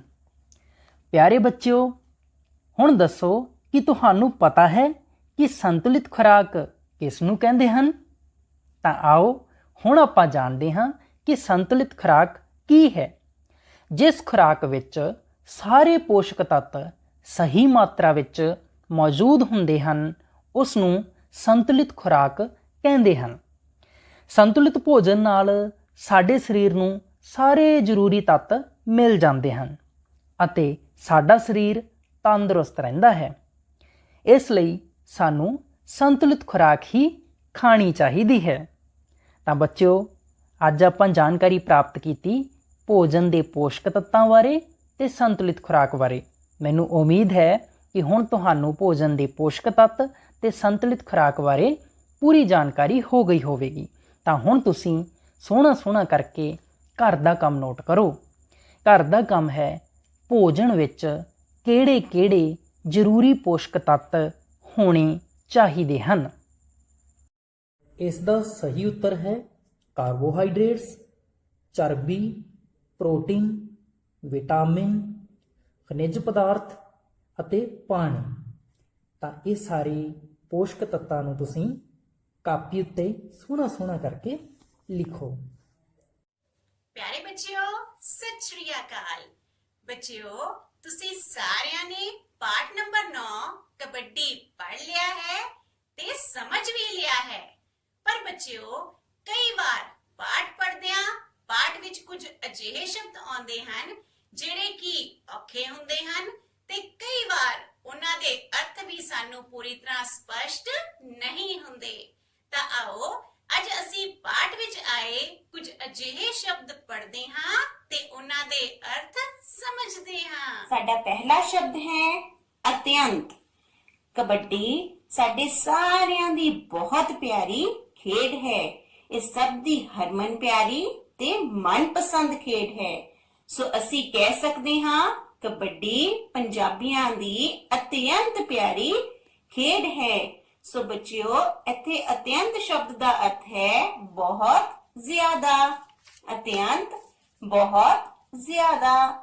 ਅਗਲਾ ਸ਼ਬਦ ਹੈ ਆਚਾਰ। ਕਬੱਡੀ ਦੀ ਪੂਰੀ ਖੇਡ ਵਿੱਚ ਇੱਕ ਟੀਮ ਦਾ ਖਿਡਾਰੀ ਦੂਸਰੇ ਟੀਮ ਦੇ ਖਿਡਾਰੀਆਂ ਨੂੰ ਛੇੜ ਕੇ ਵਾਪਸ ਆਉਣ ਦੀ ਕੋਸ਼ਿਸ਼ ਕਰਦਾ ਹੈ। ਇਸ ਤੇ ਵਿਰੋਧੀ ਟੀਮ ਦੇ ਖਿਡਾਰੀ ਉਸ ਨੂੰ ਕਾਬੂ ਕਰਦੇ ਹਨ ਤੇ ਤਦ ਤੱਕ ਕਾਬੂ ਕਰਕੇ ਰੱਖਦੇ ਹਨ ਜਦ ਤੱਕ ਉਹ ਹਾਰ ਨਹੀਂ ਮੰਨ ਲੈਂਦਾ। ਸੋ ਬੱਚਿਓ, ਇਹ ਪੂਰੀ ਖੇਡ ਸਮਾਜਿਕ ਚੱਜ ਸਿਖਾਉਂਦੀ ਹੈ ਤੇ ਜੇ ਅਸੀਂ ਕਹੀਏ ਕਬੱਡੀ ਖੇਡ ਵਿੱਚ ਸਮਾਜਿਕ ਆਚਾਰ ਦੀ ਸਿਖਲਾਈ ਛੁਪੀ ਹੋਈ ਹੈ ਤਾਂ ਇੱਥੇ ਆਚਾਰ ਦਾ ਅਰਥ ਹੈ ਚੱਜ। ਆਚਾਰ, ਚੱਜ। अगला शब्द है पोला। हाँ जी, तस्वीर वेख के समझ ही गए होवोगे। कबड्डी मिट्टी दे पोले मैदान विच खेडी जाती है। सो इत्थे पोला शब्द का अर्थ है नरम। पोला नरम। अगला शब्द है सुमेल। कबड्डी कई खेडां दा वधिया मेल है। कबड्डी दी खेड विच कुश्ती वर्गी शरीरक ताकत, होर खेडां वर्गी चुस्ती फुर्ती ਅਤੇ ਦੌੜਾਂ ਵਰਗੀ ਤੇਜ਼ ਰਫ਼ਤਾਰ ਹੋਣੀ ਚਾਹੀਦੀ ਹੈ। ਸੋ ਬੱਚਿਓ, ਕਬੱਡੀ ਕਈ ਖੇਡਾਂ ਦਾ ਸੁਮੇਲ ਹੈ। ਇੱਥੇ ਸੁਮੇਲ ਦਾ ਅਰਥ ਹੈ ਵਧੀਆ ਮੇਲ। ਸੁਮੇਲ, ਵਧੀਆ ਮੇਲ। ਅਗਲਾ ਸ਼ਬਦ ਹੈ ਚੋਖੀ। ਕਬੱਡੀ ਦੇ ਖਿਡਾਰੀ ਵਿੱਚ ਕਾਫੀ ਸਰੀਰਕ ਸ਼ਕਤੀ ਹੋਣੀ ਚਾਹੀਦੀ ਹੈ। ਸੋ ਬੱਚਿਓ, ਜੇ ਅਸੀਂ ਕਹੀਏ ਕਿ ਕਬੱਡੀ ਦੇ ਖਿਡਾਰੀ ਵਿੱਚ चोखी शरीरक शक्ति होनी चाहिए है, तो चोखी शब्द का अर्थ है काफी। चोखी, काफी। अगला शब्द है तावा। हाँ जी बच्चों, कबड्डी के खिडारी वारों वारी एक एक करके दूसरी टीम उत्ते तावा बोलन जाते हैं। सो इत्थे तावा शब्द का अर्थ है हमला। तावा, हमला। ते आखिरी शब्द है प्रफुल्लित। बच्चियों, कबड्डी दी खेड हुण सिर्फ पंजाब तक सीमित नहीं रही। दुनिया दे कोने-कोने विच वसदे पंजाबियां ने इसनूं हर पासे प्रफुल्लित कीता है। प्रो कबड्डी लीग अते विश्व लीग वर्गे वड्डे-वड्डे टूर्नामेंट कराए जा रहे हैं, जिस विच वड्डे-वड्डे इनाम भी दिते जा रहे हैं। सो बच्चियों, पंजाबी कबड्डी नूं प्रफुल्लित करन विच योगदान पा रहे हैं। इत्थे प्रफुल्लित शब्द का अर्थ है वधाउणा जां फैलाउणा। प्रफुल्लित, वधाउणा जां फैलाउणा। सो उम्मीद है बच्चों, तुहानू सारियां नूं ये शब्द अर्थ समझ लग गए होणगे। हुण वारी है बच्चों घर दे काम दी। ਇਹ ਸਾਰੇ ਸ਼ਬਦ ਅਰਥ ਤੁਹਾਡੀ ਪਾਠ ਪੁਸਤਕ ਦੇ ਪੰਨਾ ਨੰਬਰ 53 ਵਿੱਚ ਦਿੱਤੇ ਹੋਏ ਹਨ। ਤੁਸੀਂ ਸਾਰਿਆਂ ਨੇ ਇਹਨਾਂ ਸ਼ਬਦ ਅਰਥਾਂ ਨੂੰ ਆਪਣੀ ਕਾਪੀ ਵਿੱਚ ਸੁੰਦਰ ਲਿਖਾਈ ਵਿੱਚ ਲਿਖਣਾ ਹੈ ਤੇ ਯਾਦ ਵੀ ਕਰਨਾ ਹੈ। ਪਿਆਰੇ ਬੱਚਿਓ, ਸਤਿ ਸ਼੍ਰੀ ਅਕਾਲ। ਅੱਜ ਆਪਾਂ ਜਮਾਤ ਚੌਥੀ ਵਿਸ਼ਾ ਗਣਿਤ ਅਧਿਆਇ 2 ਵਿੱਚ ਵੱਖ-ਵੱਖ ਤਰੀਕਿਆਂ ਨਾਲ ਭਾਗ ਕਰਨੀ ਸਿੱਖਾਂਗੇ। ਤੇ ਆਓ ਫਿਰ ਸਿੱਖੀਏ। ਪਿਆਰੇ ਬੱਚਿਓ, ਮੇਰੇ ਕੋਲ 666 ਰੁਪਏ ਹਨ। ਮੈਂ ਇਹਨਾਂ 6 ਬੱਚਿਆਂ ਵਿੱਚ ਬਰਾਬਰ ਵੰਡਣੇ ਹਨ। ਮੇਰੇ ਕੋਲ 100 ਦੇ 6 ਨੋਟ ਹਨ। ਮੈਂ ਇਹਨਾਂ ਬੱਚਿਆਂ ਨੂੰ 100 ਰੁਪਏ ਦਿੰਦੀ ਹਾਂ। ਮੈਂ ਇਹਨਾਂ ਬੱਚਿਆਂ ਨੂੰ 100 ਰੁਪਏ ਦਿੱਤਾ ਹੈ, ਤਾਂ ਕਿੰਨੇ ਰੁਪਏ ਵੰਡੇ ਗਏ ਬੱਚਿਓ? ਹਾਂਜੀ ਬੱਚਿਓ, 600 ਰੁਪਏ। ਤਾਂ ਮੇਰੇ ਕੋਲ किन्ने रुपए बाकी बचे हैं? 66 रुपए। मेरे कोल 50 रुपए का एक नोट है। कि मैं इन्हां 6 बच्चों नूं दे सकती हाँ? नहीं दे सकती। इसलिए मैं 50 रुपए के एक नोट के बदले 10-10 रुपए के 5 नोट लैंदी हाँ। इस तरह मेरे कोल 10-10 रुपए के 6 नोट हैं। हुण मैं इन्हां बच्चों नूं 10-10 रुपए दिंदी हाँ। तां इस तरह किन्ने रुपए वंडे गए बच्चों? हाँ जी बच्चों, शाबाश, 60 रुपए। ते मेरे कोल 5 1 6 रुपए बाकी बचे हैं। हुण मैं बच्चों 5 रुपए के एक नोट के बदले 1-1 रुपए के 5 नोट लैंदी हाँ। इस तरह मेरे कोल 1-1 रुपए के 6 नोट हैं। हुण मैं इन्हां बच्चिआं नूं 1-1 रुपया दिंदी हाँ। तां इस तरह बच्चों किन्ने रुपए वंडे गए? 6 रुपए। ਅਤੇ ਮੇਰੇ ਕੋਲ ਕਿੰਨੇ ਰੁਪਏ ਬਾਕੀ ਬਚੇ ਹਨ? ਕੁਝ ਵੀ ਨਹੀਂ। ਮੈਂ ਸਾਰੇ ਰੁਪਏ ਇਹਨਾਂ ਬੱਚਿਆਂ ਨੂੰ ਵੰਡ ਦਿੱਤੇ ਹਨ। ਇਸ ਤਰ੍ਹਾਂ ਬੱਚਿਓ, ਹਰ ਇੱਕ ਬੱਚੇ ਨੂੰ 100 ਰੁਪਏ ਜਮ੍ਹਾਂ 10 ਰੁਪਏ ਜਮ੍ਹਾਂ 1 ਰੁਪਇਆ ਭਾਵ 111 ਰੁਪਏ ਮਿਲੇ ਹਨ। ਚਲੋ ਆਓ ਹੁਣ ਬੱਚਿਓ, ਇਸੇ ਵੰਡ ਨੂੰ ਆਪਾਂ ਲਿਖਣ ਦੇ ਰੂਪ ਵਿੱਚ ਸਿੱਖਦੇ ਹਾਂ। ਸਭ ਤੋਂ ਪਹਿਲਾਂ ਮੈਂ ਇਹਨਾਂ ਨੂੰ 100 ਰੁਪਏ ਦਿੱਤੇ ਸਨ। ਤਾਂ ਇਸ ਤਰ੍ਹਾਂ 6 ਬੱਚਿਆਂ ਨੂੰ ਕਿੰਨੇ ਰੁਪਏ ਵੰਡੇ ਗਏ ਸਨ? ਹਾਂਜੀ ਬੱਚਿਓ, 600 ਰੁਪਏ। ਇਸ ਤਰ੍ਹਾਂ ਬੱਚਿਓ ਮੇਰੇ ਕੋਲ ਬਾਕੀ 66 ਰੁਪਏ ਬਚੇ ਹਨ। ਫਿਰ ਮੈਂ ਇਹਨਾਂ ਬੱਚਿਆਂ ਨੂੰ 10-10 ਰੁਪਏ ਵੰਡੇ ਸਨ। ਤਾਂ ਇਸ ਤਰ੍ਹਾਂ 6 ਬੱਚਿਆਂ ਨੂੰ ਕਿੰਨੇ ਰੁਪਏ ਵੰਡੇ ਗਏ ਬੱਚਿਓ? ਹਾਂਜੀ ਬੱਚਿਓ 60 ਰੁਪਏ। ਤਾਂ ਇਸ ਤਰ੍ਹਾਂ ਮੇਰੇ ਕੋਲ 6 ਰੁਪਏ ਬਾਕੀ ਬਚੇ ਸਨ। ਫਿਰ ਮੈਂ ਇਹਨਾਂ ਬੱਚਿਆਂ ਨੂੰ 1-1 ਰੁਪਇਆ ਦਿੱਤਾ ਸੀ। ਤਾਂ ਇਸ ਤਰ੍ਹਾਂ ਕਿੰਨੇ ਰੁਪਏ ਵੰਡੇ ਗਏ ਬੱਚਿਓ? 6 ਰੁਪਏ। ਤਾਂ ਮੇਰੇ ਕੋਲ ਕਿੰਨੇ ਰੁਪਏ ਬਾਕੀ ਬਚੇ ਹਨ? ਕੁਝ ਵੀ ਨਹੀਂ। ਇਸ ਤਰ੍ਹਾਂ ਹਰ ਇੱਕ ਬੱਚੇ ਨੂੰ 100 ਰੁਪਏ ਜਮ੍ਹਾਂ 10 ਰੁਪਏ ਜਮ੍ਹਾਂ 1 ਰੁਪਏ ਭਾਵ 111 ਰੁਪਏ ਹਰ ਇੱਕ ਬੱਚੇ ਨੂੰ 111 ਰੁਪਏ ਮਿਲੇ ਹਨ। ਚਲੋ ਆਓ ਹੁਣ ਬੱਚਿਓ ਇਸੇ ਵੰਡ ਨੂੰ ਆਪਾਂ ਭਾਗ ਕਰਨ ਦੀ ਮਿਆਰੀ ਵਿਧੀ ਰਾਹੀਂ ਸਿੱਖਦੇ ਹਾਂ। ਆਪਣੇ ਕੋਲ 666 ਭਾਵ 6 ਇਕਾਈਆਂ 6 ਦਹਾਈਆਂ ਅਤੇ 6 ਸੈਂਕੜੇ ਹਨ। ਸੈਂਕੜੇ ਦੇ ਸਥਾਨ ਤੇ ਆਪਣੇ ਕੋਲ 6 ਹੈ। ਬੱਚਿਓ ਪਿਛਲੇ ਅਭਿਆਸ ਵਿੱਚ ਤੁਸੀਂ ਗੁਣਾ ਅਤੇ ਭਾਗ ਸਿੱਖ ਚੁੱਕੇ ਹੋ। ਤੁਹਾਨੂੰ ਪਤਾ ਹੈ 6 ਗੁਣਾ 1 ਬਰਾਬਰ 6 ਹੁੰਦਾ ਹੈ। ਆਪਾਂ ਇੰਝ ਵੀ ਕਹਿ ਸਕਦੇ ਹਾਂ 6 ਦਾ ਪਹਾੜਾ ਆਪਾਂ 1 ਤੱਕ ਪੜ੍ਹਦੇ ਹਾਂ ਤਾਂ ਆਪਣੇ ਕੋਲ 6 ਆਉਂਦਾ ਹੈ। ਫਿਰ ਬੱਚਿਓ ਆਪਾਂ ਇਹਨਾਂ ਦੋਨਾਂ ਦੀ ਘਟਾਓ ਕਰਦੇ ਹਾਂ। ਇਹਨਾਂ ਦੋਨਾਂ ਨੂੰ ਘਟਾਉਣ ਤੇ ਆਪਣੇ ਕੋਲ ਕੀ ਆਉਂਦਾ ਹੈ ਬੱਚਿਓ? ਬੱਚਿਓ 6 ਵਿੱਚੋਂ 6 ਘਟਾਉਂਦੇ ਹਾਂ ਤਾਂ ਆਪਣੇ ਕੋਲ 0 ਆਉਂਦਾ ਹੈ। ਫਿਰ ਆਪਾਂ ਦਹਾਈ ਵਾਲਾ ਅੰਕ ਭਾਵ 6 ਉਤਾਰਦੇ ਹਾਂ। ਤਾਂ ਹੁਣ ਬੱਚਿਓ ਆਪਾਂ 6 ਦਾ ਪਹਾੜਾ ਕਿੰਨੇ ਤੱਕ ਪੜਾਂਗੇ ਕਿ ਆਪਣੇ ਕੋਲ 6 ਆ ਜਾਵੇ? ਹਾਂਜੀ ਬੱਚਿਓ ਸ਼ਾਬਾਸ਼ 1 ਤੱਕ 6 ਏਕਮ 6 ਹੁੰਦਾ ਹੈ। ਤਾਂ ਇਸ ਲਈ ਆਪਾਂ 6 ਦਾ ਪਹਾੜਾ 1 ਤੱਕ ਪੜ੍ਹਦੇ ਹਾਂ ਤਾਂ ਆਪਣੇ ਕੋਲ 6 ਆਉਂਦਾ ਹੈ। ਫਿਰ ਬੱਚਿਓ ਆਪਾਂ ਇਹਨਾਂ ਦੋਨਾਂ ਦੀ ਘਟਾਓ ਕਰਦੇ ਹਾਂ ਤਾਂ ਆਪਣੇ ਕੋਲ 6 ਵਿੱਚੋਂ 6 ਘਟਾਏ 0 ਬਾਕੀ ਆਉਂਦਾ ਹੈ। ਫਿਰ ਆਪਾਂ ਇਕਾਈ ਵਾਲਾ ਅੰਕ ਭਾਵ 6 ਉਤਾਰਦੇ ਹਾਂ ਤਾਂ ਬੱਚਿਓ 6 ਦਾ ਪਹਾੜਾ ਕਿੰਨੇ ਤੱਕ ਪੜਾਂਗੇ ਕਿ ਆਪਣੇ ਕੋਲ 6 ਆ ਜਾਵੇ? 6 ਏਕਮ 6 ਹੁੰਦਾ ਹੈ। ਤਾਂ ਇਸ ਲਈ ਇੱਥੇ ਆਪਾਂ 6 ਲਿਖਦੇ ਹਾਂ। ਫਿਰ ਬੱਚਿਓ ਆਪਾਂ ਇਹਨਾਂ ਦੀ ਘਟਾਓ ਕਰਦੇ ਹਾਂ ਤਾਂ ਆਪਣੇ ਕੋਲ 6 ਵਿੱਚੋਂ 6 ਘਟਾਏ 0 ਬਾਕੀ ਆਉਂਦਾ ਹੈ। ਤਾਂ ਇਸ ਤਰ੍ਹਾਂ ਬੱਚਿਓ ਆਪਣੇ ਕੋਲ 1 ਸੈਂਕੜਾ 1 ਦਹਾਈ 1 ਇਕਾਈ ਭਾਵ 111 ਆਉਂਦਾ ਹੈ। ਬੱਚਿਓ ਕਰੰਸੀ ਨੋਟਾਂ ਨੂੰ ਬਰਾਬਰ ਵੰਡਣ ਤੇ ਹਰ ਇੱਕ ਬੱਚੇ ਨੂੰ 111 ਰੁਪਏ ਮਿਲਦੇ ਹਨ। ਇਸੇ ਵੰਡ ਨੂੰ ਜੇਕਰ ਅਸੀਂ ਭਾਗ ਦੀ ਗੈਰ ਮਿਆਰੀ ਵਿਧੀ ਰਾਹੀਂ ਹੱਲ ਕਰਦੇ ਹਾਂ ਤਾਂ ਵੀ ਹਰ ਇੱਕ ਬੱਚੇ ਨੂੰ 111 ਰੁਪਏ ਮਿਲਦੇ ਹਨ। ਜੇਕਰ ਅਸੀਂ ਭਾਗ ਦੀ ਮਿਆਰੀ ਵਿਧੀ ਰਾਹੀਂ ਹੱਲ ਕਰਦੇ ਹਾਂ ਤਾਂ ਵੀ ਹਰ ਇੱਕ ਬੱਚੇ ਨੂੰ 111 ਰੁਪਏ ਮਿਲਦੇ ਹਨ। ਪਿਆਰੇ ਬੱਚਿਓ ਇਸ ਤਰ੍ਹਾਂ ਅੱਜ ਤੁਸੀਂ ਵਸਤੂਆਂ ਨੂੰ ਬਰਾਬਰ ਵੰਡਣ ਲਈ ਭਾਗ ਦੀ ਗੈਰ ਮਿਆਰੀ ਵਿਧੀ ਅਤੇ ਮਿਆਰੀ ਵਿਧੀ ਸਿੱਖੀ ਹੈ।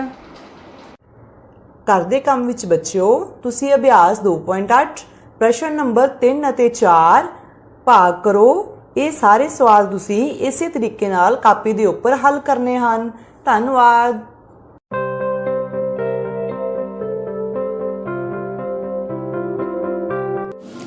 Hello dear students, today we will discuss colors and shapes. Look here, I have so many colorful shapes. We will learn about them, okay? Let's start. Students, you know this shape very well. Yes, it's a circle. C-I-R-C-L-E, circle, and it is yellow in color. Yellow circle. Y-E-L-L-O-W, yellow circle. Okay, and here you can see a triangle. T-R-I, tri, A-N-G-L-E, angle, triangle, and its favorite color of girls, right? Yes, it's pink triangle. P-I-N-K, pink. Pink triangle.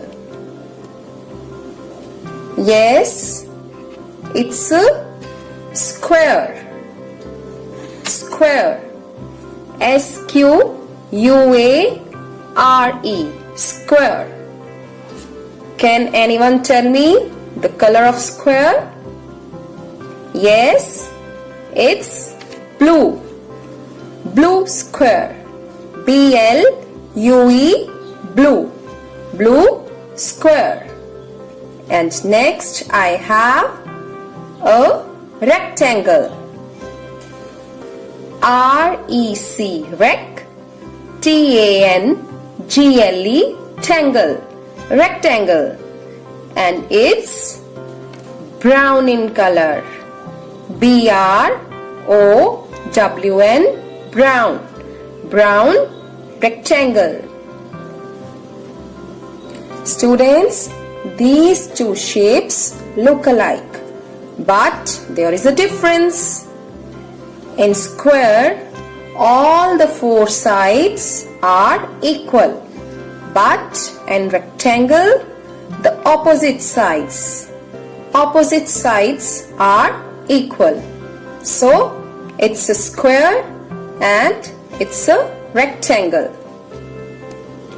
Students, you know this shape very well, right? Yes, tell me. Right, it's a star. S-T-A-R, star. And it's green in color. G-R-E-E-N, green. Green star. And here, yes, it's oval. O-V-A-L, oval. Students, it's not a circle. It is like an egg. Circle, oval. Okay? And it's gray in color. G-R-E-Y, gray. Gray, oval. And the last one is pentagon. Pentagon. P-E-N, pen. T-A-ta, G-O-N, gun. Pentagon. Not pentagon. It has 5 sides. It's orange. Orange pentagon. O-R-A-N-G-E, orange. Okay? Orange pentagon. Let's revise. Yellow circle, pink triangle, blue square, brown rectangle, green star, gray oval, orange pentagon. It's time for your homework, and your homework is to draw the shapes neatly in your notebooks. Okay? Thank you. See you soon.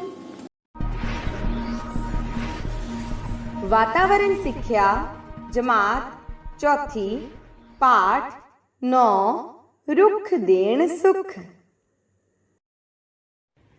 ਪਿਆਰੇ ਵਿਦਿਆਰਥੀਓ, ਹੁਣ ਤੱਕ ਆਪਾਂ ਵੱਖ-ਵੱਖ ਰੁੱਖਾਂ ਬਾਰੇ ਅਤੇ ਉਹਨਾਂ ਤੋਂ ਮਿਲਣ ਵਾਲੇ ਸੁੱਖਾਂ ਬਾਰੇ ਪੜ੍ਹ ਚੁੱਕੇ ਹਾਂ। ਅੱਜ ਆਪਾਂ ਇਸ ਪਾਠ ਦੀਆਂ ਕੁਝ ਯਾਦ ਰੱਖਣਯੋਗ ਗੱਲਾਂ ਅਤੇ ਖਾਲੀ ਥਾਵਾਂ ਭਰੋ ਕਰਾਂਗੇ। ਆਜੋ ਫਿਰ ਕਰਦੇ ਹਾਂ ਸ਼ੁਰੂ। ਯਾਦ ਰੱਖਣਯੋਗ ਗੱਲਾਂ।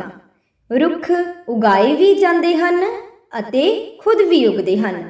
ਬੱਚਿਓ, ਆਪਾਂ ਪਾਠ ਵਿੱਚ ਪੜ੍ਹਿਆ ਕਿ ਕੁਝ ਰੁੱਖ ਜਿਵੇਂ ਪਿੱਪਲ, ਅੰਬ ਅਸੀਂ ਖੁਦ ਉਗਾਉਂਦੇ ਹਾਂ ਅਤੇ ਕੁਝ ਰੁੱਖ ਜਿਵੇਂ ਸ਼ਹਿਤੂਤ, ਬੇਰੀ ਆਪਣੇ ਆਪ ਉੱਗ ਪੈਂਦੇ ਹਨ।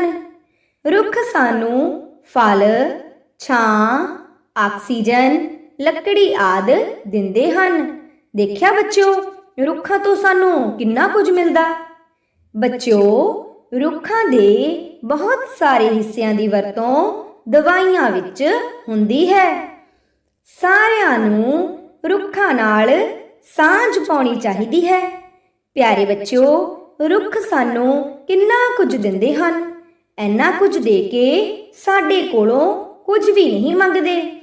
ਸਾਨੂੰ ਇਹਨਾਂ ਨਾਲ ਸਾਂਝ ਪਾਉਣੀ ਚਾਹੀਦੀ ਹੈ ਅਤੇ ਇਹਨਾਂ ਦੀ ਸੰਭਾਲ ਕਰਨੀ ਚਾਹੀਦੀ ਹੈ। ਇਹ ਸਨ ਯਾਦ ਰੱਖਣ ਯੋਗ ਗੱਲਾਂ। ਹੁਣ ਆਪਾਂ ਕਰਦੇ ਹਾਂ ਖਾਲੀ ਥਾਵਾਂ ਭਰੋ। ਬੱਚਿਓ, ਆਪਾਂ ਦਿੱਤੇ ਹੋਏ ਸ਼ਬਦਾਂ ਵਿੱਚੋਂ ਸਹੀ ਸ਼ਬਦ ਚੁਣ ਕੇ ਖਾਲੀ ਥਾਂ ਵਿੱਚ ਭਰਨਾ ਹੈ। ਇਹ ਸ਼ਬਦ ਹਨ ਆਕਸੀਜਨ, ਦਵਾਈਆਂ, ਰੁੱਖਾਂ, ਸ਼ਹਿਤੂਤ। ਉਜਾੜ ਜਿਹੀ ਥਾਂ ਤੇ ਡੈਸ਼ ਦੇ ਰੁੱਖ ਖੜੇ ਹੋਏ ਸਨ। ਕਿਸ ਦੇ ਰੁੱਖ ਖੜੇ ਸੀ? ਸ਼ਹਿਤੂਤ ਦੇ। ਉਜਾੜ ਜਿਹੀ ਥਾਂ ਤੇ ਸ਼ਹਿਤੂਤ ਦੇ ਰੁੱਖ ਖੜੇ ਹੋਏ ਸਨ। ਰੁੱਖ ਸਾਡੇ ਜਿਉਣ ਲਈ ਜ਼ਰੂਰੀ ਗੈਸ ਡੈਸ਼ ਦਿੰਦੇ ਹਨ। ਕਿਹੜੀ ਗੈਸ ਦਿੰਦੇ ਨੇ ਬੱਚਿਓ? Very good, oxygen. ਰੁੱਖ ਸਾਡੇ ਜਿਉਣ ਲਈ ਜ਼ਰੂਰੀ ਗੈਸ ਆਕਸੀਜਨ ਦਿੰਦੇ ਹਨ। ਆਦਿਵਾਸੀਆਂ ਦਾ ਪੂਰਾ ਜੀਵਨ ਡੈਸ਼ ਸਹਾਰੇ ਹੀ ਬੀਤਦਾ ਹੈ। ਕਿੰਨਾ ਸਹਾਰੇ ਬੀਤਦਾ? ਰੁੱਖਾਂ ਦੇ। ਆਦਿਵਾਸੀਆਂ ਦਾ ਪੂਰਾ ਜੀਵਨ ਰੁੱਖਾਂ ਸਹਾਰੇ ਹੀ ਬੀਤਦਾ ਹੈ। ਪੌਦਿਆਂ ਦੇ ਵੱਖ-ਵੱਖ ਭਾਗਾਂ ਦੀ ਵਰਤੋਂ ਡੈਸ਼ ਵਿੱਚ ਕੀਤੀ ਜਾਂਦੀ ਹੈ। ਕਿਸ ਵਿੱਚ ਹੁੰਦੀ ਹੈ? ਦਵਾਈਆਂ ਵਿੱਚ। ਪੌਦਿਆਂ ਦੇ ਵੱਖ-ਵੱਖ ਭਾਗਾਂ ਦੀ ਵਰਤੋਂ ਦਵਾਈਆਂ ਵਿੱਚ ਕੀਤੀ ਜਾਂਦੀ ਹੈ। ਹੁਣ ਵਾਰੀ ਹੈ ਘਰ ਦੇ ਕੰਮ ਦੀ। ਪਿਆਰੇ ਬੱਚਿਓ, ਤੁਸੀਂ ਇਹ ਯਾਦ ਰੱਖਣ ਯੋਗ ਗੱਲਾਂ ਅਤੇ ਖਾਲੀ ਥਾਵਾਂ ਭਰੋ। ਆਪਣੀ ਕਾਪੀ ਤੇ ਨੋਟ ਕਰਨੇ ਹਨ ਅਤੇ ਆਪਣੇ ਅਧਿਆਪਕ ਨਾਲ ਸਾਂਝੇ ਕਰਨੇ ਹਨ। ਧੰਨਵਾਦ। ਸਤਿ ਸ਼੍ਰੀ ਅਕਾਲ ਜੀ ਸਾਰਿਆਂ ਨੂੰ। ਮੈਂ ਮਨਦੀਪ ਕੌਰ ਸਵਾਗਤ ਜ਼ਿੰਦਗੀ ਦੇ ਆਗਾਜ਼ ਦੇ ਨਾਲ ਅੱਜ ਦੀ ਸ਼ੁਰੂਆਤ ਕਰਦੀ ਹਾਂ। ਬੱਚਿਓ, ਅੱਜ ਅਸੀਂ ਗੱਲ ਕਰਨ ਵਾਲੇ ਹਾਂ ਸਾਡੇ ਪਰਿਵਾਰ ਦੀ। ਜਿਉਂ ਅਸੀਂ ਪਰਿਵਾਰ ਦੇ ਵਿੱਚ ਕਿੰਨੇ ਪਿਆਰ ਨਾਲ ਰਹਿੰਦੇ ਹਾਂ, ਹੈ ਨਾ?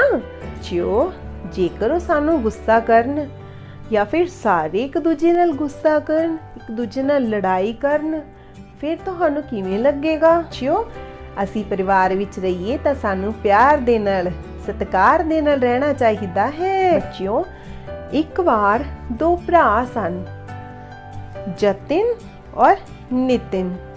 ਬੱਚਿਓ, ਇਹ ਦੋਵੇਂ ਭਰਾ ਸ਼ਹਿਰ ਵਿੱਚ ਰਹਿੰਦੇ ਸਨ। ਇਹਨਾਂ ਦੇ ਵਿੱਚੋਂ ਵੱਡਾ ਭਰਾ ਅਧਿਆਪਕ ਸੀ ਅਤੇ ਉਸੇ ਸ਼ਹਿਰ ਦੇ ਵਿੱਚ ਨੌਕਰੀ ਕਰਦਾ ਸੀ ਅਤੇ ਸਮਾਜ ਦੇ ਵਿੱਚ ਸੇਵਾ ਵੀ ਕਰਦਾ ਸੀ। ਬੱਚਿਓ, ਜੋ ਛੋਟਾ ਭਰਾ ਸੀ ਉਹ ਹੋਰ ਸ਼ਹਿਰ ਦੇ ਵਿੱਚ ਰਹਿੰਦਾ ਸੀ ਅਤੇ ਵਪਾਰ ਕਰਦਾ ਸੀ ਅਤੇ ਉਸ ਦਾ ਆਪਣੀ ਪਤਨੀ, ਬੱਚਿਆਂ ਤੋਂ ਵੀ ਵੱਖ ਰਹਿਣਾ ਹੋ ਗਿਆ ਸੀ। ਭਾਵ ਆਪਣੀ ਪਤਨੀ ਨਾਲ ਤਲਾਕ ਹੋ ਗਿਆ ਸੀ ਤੇ ਜੋ ਵੱਡਾ ਭਰਾ ਸੀ ਉਹ ਆਪਣੇ ਮਾਤਾ ਜੀ ਨਾਲ, ਆਪਣੀ ਪਤਨੀ ਅਤੇ ਆਪਣੇ ਬੱਚਿਆਂ ਨਾਲ ਬਹੁਤ ਹੀ ਪਿਆਰ ਨਾਲ ਰਹਿੰਦਾ ਸੀ। ਬੱਚਿਓ, ਇੱਕ ਵਾਰੀ ਵੱਡੇ ਭਰਾ ਨੇ ਫੋਨ ਕਰਕੇ ਛੋਟੇ ਭਰਾ ਨਿਤਿਨ ਨੂੰ ਦੱਸਿਆ ਕਿ ਮਾਤਾ ਜੀ ਦਾ ਦੇਹਾਂਤ ਹੋ ਗਿਆ ਹੈ, ਤੂੰ ਛੇਤੀ ਨਾਲ ਆ ਜਾ। ਫਿਰ ਨਿਤਿਨ ਨੇ ਕੀ ਕਿਹਾ ਬੱਚਿਓ ਅੱਗੋਂ ਦੀ? ਨਿਤਿਨ ਕਹਿੰਦਾ, ਮੇਰੇ ਕੋਲ ਸਮਾਂ ਨਹੀਂ ਆਉਣ ਦਾ, ਜਦੋਂ ਭੋਗ ਪਊਗਾ ਮੈਂ ਫੇਰ ਆ ਜਾਊਂਗਾ। ਬੱਚਿਓ, ਇਹ ਕੋਈ ਵਧੀਆ ਗੱਲ ਹੈ? ਨਹੀਂ ਨਾ। ਫਿਰ ਵੱਡੇ ਭਰਾ ਜਤਿਨ ਨੇ ਕਿਹਾ, ਠੀਕ ਹੈ। ਬੱਚਿਓ, ਕਹਾਣੀ ਤੋਂ ਸਾਨੂੰ ਸਾਫ਼ ਸਪਸ਼ਟ ਹੁੰਦਾ ਹੈ, ਵੱਡਾ ਭਰਾ ਰਿਸ਼ਤਿਆਂ ਨੂੰ ਤਰਜੀਹ ਦਿੰਦਾ ਸੀ ਅਤੇ ਛੋਟਾ ਭਰਾ ਪੈਸੇ ਧੇਲੇ ਨੂੰ।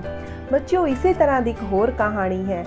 ਤੁਸੀਂ ਦੀਵਾਰ ਮੂਵੀ ਦੇਖੀ ਹੋਣੀ ਹੈ, ਜੇਕਰ ਨਹੀਂ ਦੇਖੀ ਤਾਂ ਜ਼ਰੂਰ ਦੇਖਿਓ। ਉਸ ਦੇ ਵਿੱਚ ਵੀ ਦੋ ਭਰਾਵਾਂ ਦੀ ਕਹਾਣੀ ਹੈ, ਜਿਸ ਦੇ ਵਿੱਚ ਇੱਕ ਭਰਾ ਕੋਲ ਪੈਸੇ ਧੇਲੇ, ਜ਼ਮੀਨ ਜਾਇਦਾਦ ਸਾਰਾ ਕੁਝ ਹੈ, ਪਰ ਰਿਸ਼ਤਿਆਂ ਵਿੱਚ ਕੋਈ ਰਿਸ਼ਤਾ ਉਹਦੇ ਕੋਲ ਨਹੀਂ ਅਤੇ ਉਸ ਦੀ ਥਾਂ ਛੋਟਾ ਭਰਾ, ਜਿਸ ਦੇ ਕੋਲ ਪੈਸਾ ਧੇਲਾ ਕੁਝ ਨਹੀਂ ਹੈ, ਪਰ ਉਹਦੇ ਮਾਤਾ ਜੀ ਉਹਦੇ ਰਿਸ਼ਤੇ ਦੇ ਕੋਲ ਹਨ। ਸੋ ਬੱਚਿਓ, ਅਸਲੀ ਧਨੀ ਤਾਂ ਫਿਰ ਉਹੀ ਹੈ ਨਾ ਜਿਹਦੇ ਕੋਲ ਉਹਦਾ ਪਰਿਵਾਰ ਹੈ, ਉਹਦੇ ਰਿਸ਼ਤੇ ਹਨ, ਕਿਉਂਕਿ ਉਹ ਵਫਾਦਾਰ ਹੈ, ਸੱਚਾਈ ਦੇ ਰਾਹ ਤੇ ਚੱਲਦਾ ਹੈ, ਪਰਿਵਾਰ ਦੇ ਨਾਲ ਪਿਆਰ ਕਰਦਾ ਹੈ, ਇੱਜ਼ਤ ਮਾਣ ਸਤਿਕਾਰ ਕਰਦਾ ਹੈ। ਬੱਚਿਓ ਹੁਣ ਵਾਰੀ ਹੈ ਘਰ ਦੇ ਕੰਮ ਦੀ। ਤੁਹਾਡਾ ਘਰ ਦਾ ਕੰਮ ਇਹ ਹੈ, ਅੱਜ ਤੁਸੀਂ ਜੋ ਕਹਾਣੀਆਂ ਸੁਣੀਆਂ ਹਨ ਇਹਨਾਂ ਨੂੰ ਆਪਣੇ ਮਾਤਾ ਪਿਤਾ ਨਾਲ, ਭੈਣ ਭਰਾਵਾਂ, ਦੋਸਤਾਂ ਮਿੱਤਰਾਂ ਨਾਲ ਸਾਂਝੀਆਂ ਕਰੋ ਅਤੇ ਤੁਹਾਡੀ ਪਾਠ ਪੁਸਤਕ ਦੇ ਪੰਨਾ ਨੰਬਰ 32 ਵਿੱਚ ਦਿੱਤੇ ਗਏ ਕੁਝ ਮੌਖਿਕ ਪ੍ਰਸ਼ਨਾਂ ਨੂੰ ਹੱਲ ਕਰਨਾ ਹੈ। ਪਿਆਰੇ ਬੱਚਿਓ, ਅੱਜ ਅਸੀਂ ਜਮਾਤ 5ਵੀਂ ਵਿਸ਼ਾ ਪੰਜਾਬੀ ਦੇ ਪਾਠ 8 ਚਿੜੀਆ ਘਰ ਦੇ ਵਿੱਚੋਂ ਵਿਰੋਧੀ ਸ਼ਬਦ ਕਰਾਂਗੇ। ਬੱਚਿਓ, ਵਿਰੋਧੀ ਸ਼ਬਦ ਨੂੰ ਅਸੀਂ ਉਲਟ ਨਾਮ ਵਿੱਚ ਲਿਖੋ ਵੀ ਕਹਿੰਦੇ ਹਾਂ। ਇਸ ਬਾਰੇ ਅਸੀਂ ਪਹਿਲਾਂ ਆਏ ਪਾਠਾਂ ਦੇ ਵਿੱਚ ਵੀ ਪੜ੍ਹ ਚੁੱਕੇ ਹਾਂ। ਆਓ ਬੱਚਿਓ, ਹੁਣ ਅਸੀਂ ਇਸ ਪਾਠ ਦੇ ਵਿਰੋਧੀ ਸ਼ਬਦ ਕਰਦੇ ਹਾਂ। ਸਾਡਾ ਅੱਜ ਦਾ ਪਹਿਲਾ ਸ਼ਬਦ ਹੈ ਕੈਦ। ਬੱਚਿਓ, ਤੁਸੀਂ ਤਸਵੀਰ ਵਿੱਚ ਦੇਖ ਸਕਦੇ ਹੋ ਬਾਘ ਪਿੰਜਰੇ ਵਿੱਚ ਕੈਦ ਹੈ। ਇਸ ਦਾ ਵਿਰੋਧੀ ਸ਼ਬਦ ਹੁੰਦਾ ਹੈ ਆਜ਼ਾਦ। ਦੂਸਰੀ ਤਸਵੀਰ ਦੇ ਵਿੱਚ ਤੁਸੀਂ ਦੇਖ ਸਕਦੇ ਹੋ ਸ਼ੇਰ ਜੰਗਲ ਦੇ ਵਿੱਚ ਆਜ਼ਾਦ ਹੈ। ਸਾਡਾ ਅਗਲਾ ਸ਼ਬਦ ਹੈ ਧੁੱਪ। ਬੱਚਿਓ, ਤੁਸੀਂ ਤਸਵੀਰ ਦੇ ਵਿੱਚ ਧੁੱਪ ਦੇਖ ਸਕਦੇ ਹੋ। ਇਸ ਦਾ ਵਿਰੋਧੀ ਸ਼ਬਦ ਹੈ ਛਾਂ। ਦੂਸਰੀ ਤਸਵੀਰ ਦੇ ਵਿੱਚ ਜਾਨਵਰ ਦਰਖਤ ਦੀ ਛਾਂ ਦੇ ਹੇਠ ਖੜੇ ਹਨ। ਬੱਚਿਓ, ਤੁਸੀਂ ਤਸਵੀਰ ਦੇ ਵਿੱਚ ਦੇਖ ਸਕਦੇ ਹੋ ਇੱਕ ਬੱਚਾ ਸੁੱਤਾ ਪਿਆ ਹੈ ਤੇ ਜਿਹੜੀ ਦੂਸਰੀ ਤਸਵੀਰ ਆਈ ਹੈ ਹੁਣ ਉਸ ਦੇ ਵਿੱਚ ਬੱਚਾ ਜਾਗ ਰਿਹਾ ਹੈ। ਤਾਂ ਸੁੱਤਾ ਸ਼ਬਦ ਦਾ ਵਿਰੋਧੀ ਸ਼ਬਦ ਹੋਵੇਗਾ ਜਾਗਦਾ। ਰੁੱਸਣਾ। ਤਸਵੀਰ ਦੇ ਵਿੱਚ ਇੱਕ ਬੱਚਾ ਰੁੱਸਿਆ ਹੋਇਆ ਹੈ, ਪਰ ਬੱਚਿਓ ਸਾਨੂੰ ਬਿਨਾਂ ਗੱਲ ਤੋਂ ਆਪਣੇ ਮਾਪਿਆਂ ਦੋਸਤਾਂ ਨਾਲ ਰੁੱਸਣਾ ਨਹੀਂ ਚਾਹੀਦਾ। ਰੁੱਸਣਾ ਦਾ ਵਿਰੋਧੀ ਸ਼ਬਦ ਹੁੰਦਾ ਹੈ ਮਨਾਉਣਾ। ਸਾਨੂੰ ਰੁੱਸੇ ਹੋਏ ਨੂੰ ਮਨਾਉਣਾ ਚਾਹੀਦਾ ਹੈ। ਮਰਨਾ। ਬੱਚਿਓ, ਤਸਵੀਰ ਦੇ ਵਿੱਚ ਇੱਕ ਬਾਰਾਂਸਿੰਗਾ ਮਰਿਆ ਹੋਇਆ ਹੈ। ਇਸ ਦਾ ਵਿਰੋਧੀ ਸ਼ਬਦ ਜਿਉਣਾ। ਮਰਨਾ ਦਾ ਵਿਰੋਧੀ ਸ਼ਬਦ ਜਿਉਣਾ ਹੁੰਦਾ ਹੈ। ਬੰਦ। ਬੱਚਿਓ, ਤੁਸੀਂ ਇਸ ਤਸਵੀਰ ਦੇ ਵਿੱਚ ਦੇਖ ਸਕਦੇ ਹੋ ਮਗਰਮੱਛ ਦਾ ਮੂੰਹ ਬੰਦ ਹੈ ਤੇ ਅਗਲੀ ਤਸਵੀਰ ਦੇ ਵਿੱਚ ਮਗਰਮੱਛ ਦਾ ਮੂੰਹ ਖੁੱਲਾ ਹੈ। ਤਾਂ ਬੰਦ ਦਾ ਵਿਰੋਧੀ ਸ਼ਬਦ ਕੀ ਹੋਵੇਗਾ ਬੱਚਿਓ? ਖੁੱਲਾ। ਤਰਨਾ। ਤਸਵੀਰ ਦੇ ਵਿੱਚ ਤੁਸੀਂ ਦੇਖ ਸਕਦੇ ਹੋ ਬੱਤਖ ਤਰ ਰਹੀ ਹੈ ਤੇ ਤਰਨਾ ਦਾ ਵਿਰੋਧੀ ਸ਼ਬਦ ਡੁੱਬਣਾ। ਬੱਚਾ ਪਾਣੀ ਵਿੱਚ ਡੁੱਬ ਰਿਹਾ ਹੈ। ਹਾਰਨਾ। ਹਾਰਨਾ ਦਾ ਵਿਰੋਧੀ ਸ਼ਬਦ ਬੱਚਿਓ ਜਿੱਤਣਾ ਹੁੰਦਾ ਹੈ। ਚੰਗਾ। ਤਸਵੀਰ ਵਿੱਚ ਦੇਖ ਰਹੇ ਹੋ ਬੱਚਾ ਬੂਟੇ ਲਗਾ ਰਿਹਾ ਹੈ। ਬੂਟੇ ਲਗਾਉਣਾ ਚੰਗਾ ਕੰਮ ਹੈ। ਪਰ ਦੂਸਰੀ ਤਸਵੀਰ ਵਿੱਚ ਤੁਸੀਂ ਦੇਖ ਰਹੇ ਹੋ ਇੱਕ ਬੱਚਾ ਬੂਟਿਆਂ ਨੂੰ ਪੱਟ ਰਿਹਾ ਹੈ, ਤੋੜ ਰਿਹਾ ਹੈ, ਜੋ ਕਿ ਮਾੜਾ ਕੰਮ ਹੈ। ਚੰਗਾ ਦਾ ਵਿਰੋਧੀ ਸ਼ਬਦ ਮਾੜਾ ਹੁੰਦਾ ਹੈ। ਇਸੇ ਤਰ੍ਹਾਂ ਸਾਡਾ ਅੱਜ ਦਾ ਅਖੀਰਲਾ ਸ਼ਬਦ ਹੈ ਬੱਚਿਓ ਝੂਠ। ਤੇ ਝੂਠ ਦਾ ਵਿਰੋਧੀ ਸ਼ਬਦ ਸੱਚ ਹੁੰਦਾ ਹੈ। ਝੂਠ ਸਾਨੂੰ ਨਹੀਂ ਬੋਲਣਾ ਚਾਹੀਦਾ, ਸਾਨੂੰ ਹਮੇਸ਼ਾ ਸੱਚ ਬੋਲਣਾ ਚਾਹੀਦਾ ਹੈ। ਬੱਚਿਓ, ਅੱਜ ਅਸੀਂ ਇਹ ਸਾਰੇ ਵਿਰੋਧੀ ਸ਼ਬਦ ਕਰੇ ਹਨ।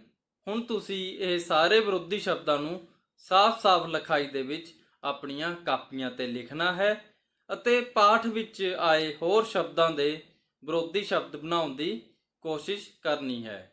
ਇਸ ਕੰਮ ਲਈ ਤੁਸੀਂ ਆਪਣੇ ਮਾਪੇ, ਵੱਡੇ ਭੈਣ ਭਰਾ ਜਾਂ ਫਿਰ ਅਧਿਆਪਕ ਦੀ ਮਦਦ ਵੀ ਲੈ ਸਕਦੇ ਹੋ। ਪਿਆਰੇ ਬੱਚਿਓ, ਤੁਸੀਂ ਆਪਣੀ ਪੰਜਾਬੀ ਦੀ ਪਾਠ ਪੁਸਤਕ ਦੇ ਪੰਨਾ ਨੰਬਰ 51 ਤੇ ਵੀ ਇਹਨਾਂ ਵਿਰੋਧੀ ਸ਼ਬਦਾਂ ਨੂੰ ਸਾਫ਼-ਸਾਫ਼ ਲਿਖਾਈ ਵਿੱਚ ਲਿਖਣਾ ਹੈ। ਪਿਆਰੇ ਬੱਚਿਓ, ਸਤਿ ਸ਼੍ਰੀ ਅਕਾਲ। ਕਿੱਦਾਂ ਹੋ ਤੁਸੀਂ? ਠੀਕ ਠਾਕ ਬੇਟਾ? ਅੱਜ ਬੇਟਾ ਆਪਾਂ ਆਪਣੀ ਗਣਿਤ ਦੀ ਕਿਤਾਬ ਦੇ ਪੰਨਾ ਨੰਬਰ 51 52 ਤੋਂ ਬਹੁ ਵਿਕਲਪਿਕ ਪ੍ਰਸ਼ਨ ਹੱਲ ਕਰਾਂਗੇ। ਬਹੁ ਵਿਕਲਪਿਕ ਪ੍ਰਸ਼ਨ ਬੇਟਾ ਉਹ ਪ੍ਰਸ਼ਨ ਹੁੰਦੇ ਹਨ ਜਿਨ੍ਹਾਂ ਦੇ ਵਿੱਚ ਉੱਤਰ 4 ਦਿੱਤੇ ਹੁੰਦੇ ਹਨ, ਜਿਨ੍ਹਾਂ ਦੇ ਵਿੱਚੋਂ ਸਹੀ ਉੱਤਰ ਆਪਾਂ ਚੁਣ ਕੇ ਸਹੀ ਦਾ ਨਿਸ਼ਾਨ ਲਾਉਣਾ ਹੁੰਦਾ ਹੈ। ਪਹਿਲਾ ਪ੍ਰਸ਼ਨ ਬੇਟਾ 35406 ਜੋੜ 2580 ਜੋੜ 43251 ਬਰਾਬਰ ਹੈ 43251 ਜੋੜ ਖਾਲੀ ਥਾਂ ਜੋੜ 35406। ਹੁਣ ਬੇਟਾ ਇਹਦੇ ਹੇਠਾਂ 4 ਉੱਤਰ ਨੇ, ਇਹਨਾਂ ਵਿੱਚੋਂ ਸਹੀ ਉੱਤਰ ਚੁਣ ਕੇ ਆਪਾਂ ਖਾਲੀ ਥਾਂ ਭਰਾਂਗੇ। ਹਾਂਜੀ ਬੇਟਾ 35406 ਜੋੜ 2580 ਜੋੜ 43251 ਬਰਾਬਰ ਹੈ 43251 ਜੋੜ ਖਾਲੀ ਥਾਂ ਜੋੜ 35406। ਹੁਣ ਬੇਟਾ ਦੋਨੋਂ ਪਾਸੇ ਜਿਹੜੀਆਂ ਸੰਖਿਆਵਾਂ ਨੇ ਇਹਨਾਂ ਦੇ ਵਿੱਚ ਇਹ ਸੰਖਿਆਵਾਂ ਦੋ ਤੇ ਇਹ ਦੋਨੋਂ ਹੀ ਇੱਕੋ ਜਿਹੀਆਂ ਨੇ, ਲੇਕਿਨ ਇਹਨਾਂ ਦੇ ਸਥਾਨ ਜਿਹੜੇ ਆ ਉਹ ਬਦਲੇ ਨੇ। ਜੇ 35406 ਪਹਿਲਾਂ ਹੈ ਤੇ ਇੱਧਰ 35406 ਬਾਅਦ ਵਿੱਚ ਆ। ਹੁਣ ਬੇਟਾ ਖਾਲੀ ਥਾਂ ਵਾਲੀ ਜਿਹੜੀ ਸੰਖਿਆ ਆ ਉਹ ਫਿਰ 2580 ਹੋਵੇਗੀ। ਇਹਦੇ ਨਾਲ ਇਹ ਹੈ ਬੇਟਾ ਕਿ ਜਿੰਨਾ ਜੋੜਫਲ ਇੱਧਰ ਹੋਵੇਗਾ ਸੰਖਿਆਵਾਂ ਦਾ ਉਨਾ ਹੀ ਜੋੜਫਲ ਇੱਧਰ ਹੋਵੇਗਾ। ਆਪਾਂ ਇਹ ਚੰਗੀ ਤਰ੍ਹਾਂ ਪਹਿਲਾਂ ਪੜ੍ਹ ਚੁੱਕੇ ਹਾਂ ਕਿ ਚਾਹੇ ਸਥਾਨ ਬਦਲ ਜਾਣ ਸੰਖਿਆਵਾਂ ਦੇ, ਪਰੰਤੂ ਜੋੜਫਲ ਵਿੱਚ ਕੋਈ ਫਰਕ ਨਹੀਂ ਪੈਂਦਾ। ਰਕਮ ਜਿਹੜੀ ਆ ਚਾਹੇ ਪਹਿਲੇ ਨੰਬਰ ਤੇ ਹੋਵੇ ਤੇ ਚਾਹੇ ਅਖੀਰਲੇ ਨੰਬਰ ਤੇ ਆਪਾਂ ਜੋੜ ਦਈਏ ਤੇ ਫਿਰ ਬੇਟਾ ਇਹ ਖਾਲੀ ਥਾਂ ਵਾਲੀ ਸੰਖਿਆ ਕਿਹੜੀ ਹੋਵੇਗੀ 2580। ਆਪਣਾ ਫਿਰ ਸਹੀ ਉੱਤਰ ਕੀ ਹੈ ਬੇਟਾ 2580 ਸੀ। ਅਗਲਾ ਸਵਾਲ ਬੇਟਾ 98540 ਘਟਾਓ ਖਾਲੀ ਥਾਂ ਬਰਾਬਰ ਹੈ 98539। ਹੇਠਾਂ 4 ਉੱਤਰ ਨੇ, ਸਹੀ ਉੱਤਰ ਆਪਾਂ ਇਹਨਾਂ ਨੂੰ ਚੁਣ ਕੇ ਖਾਲੀ ਥਾਂ ਭਰਾਂਗੇ। ਬੇਟਾ ਸੰਖਿਆ 98540 ਘਟਾਓ ਖਾਲੀ ਥਾਂ ਬਰਾਬਰ ਹੈ 98539। ਹੁਣ ਬੇਟਾ ਆਪਾਂ ਸੰਖਿਆ ਪੱਟੀ ਦੇਖੀਏ ਤਾਂ 98540 ਤੋਂ ਪਹਿਲਾਂ ਕਿਹੜੀ ਸੰਖਿਆ ਆ ਰਹੀ ਹੈ 98539। ਫਿਰ ਬੇਟਾ ਆਪਾਂ ਦੇਖੀਏ ਕਿ ਇੱਕ ਅੰਕ ਘਟਾਉਣ ਤੇ ਆਪਾਂ ਨੂੰ ਪਿਛਲੀ ਸੰਖਿਆ ਜਿਹੜੀ ਆ ਉਹ ਪ੍ਰਾਪਤ ਹੋ ਰਹੀ ਆ। ਫਿਰ ਆਪਾਂ ਨੂੰ ਇਸ ਗੁਣ ਤੋਂ ਆਪਾਂ ਚੰਗੀ ਤਰ੍ਹਾਂ ਜਾਣੂ ਆ ਕਿ ਜਦੋਂ ਆਪਾਂ ਕਿਸੇ ਸੰਖਿਆ ਵਿੱਚੋਂ ਇੱਕ ਘਟਾਉਂਦੇ ਹਾਂ ਤਾਂ ਆਪਾਂ ਨੂੰ ਉਸ ਤੋਂ ਪਿਛਲੀ ਸੰਖਿਆ ਪ੍ਰਾਪਤ ਹੁੰਦੀ ਆ। ਫਿਰ ਇਹ ਸੰਖਿਆ ਪ੍ਰਾਪਤ ਕਰਨ ਲਈ ਆਪਾਂ 98540 ਵਿੱਚੋਂ ਇੱਕ ਘਟਾਵਾਂਗੇ ਤਾਂ ਸਾਨੂੰ 98539 ਪ੍ਰਾਪਤ ਹੋਵੇਗਾ। ਫਿਰ ਆਪਣਾ ਸਹੀ ਉੱਤਰ ਬੇਟਾ ਇਹਨਾਂ ਵਿੱਚੋਂ ਕਿਹੜਾ ਹੋਵੇਗਾ ਬੀ। ਇਸ ਤੋਂ ਅਗਲਾ ਸਵਾਲ ਬੇਟਾ 99999 ਜੋੜ 0। ਹੇਠਾਂ 4 ਉੱਤਰ ਨੇ ਬੇਟਾ, ਇਹਨਾਂ ਵਿੱਚੋਂ ਸਹੀ ਉੱਤਰ ਚੁਣ ਕੇ ਆਪਾਂ ਇੱਥੇ ਲਿਖਾਂਗੇ। ਬੇਟਾ ਅਮਨ ਦੇ ਪਾਪਾ ਦੀ ਬੈਂਕ ਕਾਪੀ ਵਿੱਚ ਮਹੀਨੇ ਦੇ ਸ਼ੁਰੂ ਵਿੱਚ 99999 ਰੁਪਏ ਜਮ੍ਹਾਂ ਸਨ। ਉਹਨਾਂ ਨੇ ਪੂਰਾ ਮਹੀਨਾ ਬੇਟਾ 1 ਵੀ ਰੁਪਇਆ ਜਿਹੜਾ ਆ ਉਹ ਕਾਪੀ ਵਿੱਚ ਜਮ੍ਹਾਂ ਨਹੀਂ ਕਰਵਾਇਆ ਤਾਂ ਮਹੀਨੇ ਦੇ ਅੰਤ ਵਿੱਚ ਬੇਟਾ ਉਹਨਾਂ ਦੀ ਕਾਪੀ ਵਿੱਚ ਉਨੇ ਹੀ ਰੁਪਏ ਸਨ ਜਿੰਨੇ ਕਿ ਸ਼ੁਰੂ ਵਿੱਚ ਸਨ, ਭਾਵ 99999 ਰੁਪਏ। ਹੁਣ ਬੇਟਾ ਆਪਾਂ ਸੰਖਿਆ ਦੇਖੀਏ ਕਿ ਇਹਦੇ ਵਿੱਚ ਵੀ ਕੁਝ ਨਹੀਂ ਜਮ੍ਹਾਂ, 0 ਆਪਾਂ ਜੋੜ ਰਹੇ ਆ। ਫਿਰ 99999 ਜੋੜ 0 ਕੀ ਹੋਵੇਗਾ ਬੇਟਾ ਉਹੀ ਸੰਖਿਆ ਹੋਵੇਗੀ ਜਿਸ ਵਿੱਚ ਆਪਾਂ 0 ਜੋੜ ਰਹੇ ਹਾਂ। ਫਿਰ ਇਹ ਹੈ ਕਿ ਜਦੋਂ ਆਪਾਂ ਕਿਸੇ ਸੰਖਿਆ ਵਿੱਚ 0 ਜੋੜਦੇ ਹਾਂ ਤਾਂ ਜੋੜਫਲ ਉਹੀ ਸੰਖਿਆ ਹੁੰਦੀ ਹੈ, ਭਾਵ ਇਸ ਦਾ ਜੋੜਫਲ ਕੀ ਹੋਵੇਗਾ 99999। ਫਿਰ ਆਪਣਾ ਸਹੀ ਉੱਤਰ ਕੀ ਹੋਵੇਗਾ 99999। ਉਸ ਤੋਂ ਅਗਲਾ ਸਵਾਲ ਬੇਟਾ 1000 ਘਟਾਓ ਖਾਲੀ ਥਾਂ ਬਰਾਬਰ ਹੈ 999। ਹੇਠਾਂ 4 ਉੱਤਰ ਨੇ, ਸਹੀ ਉੱਤਰ ਆਪਾਂ ਚੁਣ ਕੇ ਖਾਲੀ ਥਾਂ ਭਰਨੀ ਹੈ। 1000 ਘਟਾਓ ਖਾਲੀ ਥਾਂ ਬਰਾਬਰ ਹੈ 999। ਹੁਣ ਬੇਟਾ ਆਪਾਂ ਸੰਖਿਆ ਪੱਟੀ ਦੇਖੀਏ ਤਾਂ 1000 ਤੋਂ ਬਿਲਕੁਲ ਪਹਿਲਾਂ ਕਿਹੜੀ ਸੰਖਿਆ ਆ ਰਹੀ ਹੈ 999। ਇਹ ਕੀ ਹੈ ਬੇਟਾ ਕਿ ਜਦੋਂ ਆਪਾਂ ਕਿਸੇ ਸੰਖਿਆ ਵਿੱਚੋਂ 1 ਘਟਾਉਂਦੇ ਹਾਂ ਤੇ ਸਾਨੂੰ ਪਿਛਲੀ ਸੰਖਿਆ ਜਿਹੜੀ ਆ ਉਹ ਪ੍ਰਾਪਤ ਹੁੰਦੀ ਹੈ। ਤਾਂ ਘਟਾਓ ਦਾ ਇੱਕ ਗੁਣ ਇਹ ਆ ਕਿ ਜਦੋਂ ਆਪਾਂ ਕਿਸੇ ਸੰਖਿਆ ਵਿੱਚੋਂ 1 ਘਟਾਉਂਦੇ ਹਾਂ ਤਾਂ ਸਾਨੂੰ ਪਿਛਲੀ ਸੰਖਿਆ ਜਿਹੜੀ ਆ ਉਹ ਪ੍ਰਾਪਤ ਹੁੰਦੀ ਆ। ਫਿਰ ਆਪਣਾ ਇਹਨਾਂ ਵਿੱਚੋਂ ਸਹੀ ਉੱਤਰ ਕੀ ਆ ਏ। ਉਮੀਦ ਹੈ ਬੇਟਾ ਤੁਹਾਨੂੰ ਅੱਜ ਜੋ ਸਵਾਲ ਕਰਾਏ ਨੇ ਉਹ ਸਮਝ ਆ ਗਏ ਹੋਣਗੇ। ਹੁਣ ਤੁਸੀਂ ਆਪਣੀ ਗਣਿਤ ਦੀ ਕਿਤਾਬ ਦੇ ਪੰਨਾ ਨੰਬਰ 51 52 ਤੇ ਜਿੰਨੇ ਵੀ ਜੋੜ ਅਤੇ ਘਟਾਓ ਦੇ ਸਵਾਲ ਨੇ ਉਹ ਆਪਣੀਆਂ ਘਰ ਦੀਆਂ ਕਾਪੀਆਂ ਤੇ ਹੱਲ ਕਰਨੇ ਨੇ। ਅੱਜ ਦੇ ਲਈ ਇੰਨਾ ਹੀ, ਧੰਨਵਾਦ।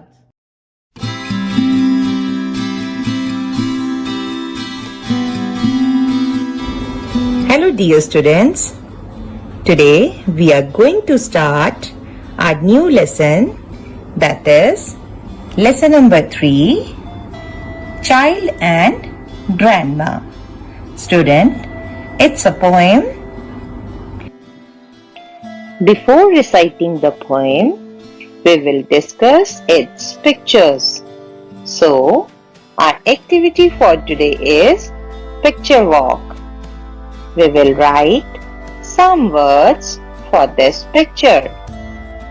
Let's start and write some words for this picture. Let's see the first picture. In this picture, what do you see? There is a boy. So our first word is a boy. He is a boy. He is smiling. So the next word is smiling.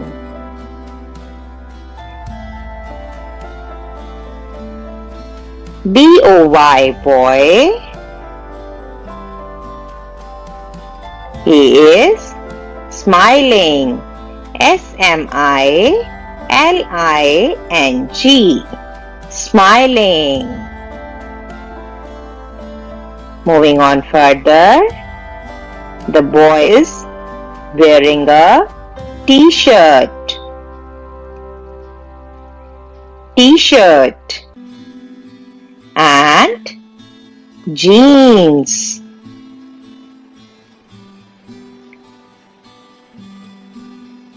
T-shirt, T-S-H-I-R-T, t-shirt. Jeans, J-E-A-N-S,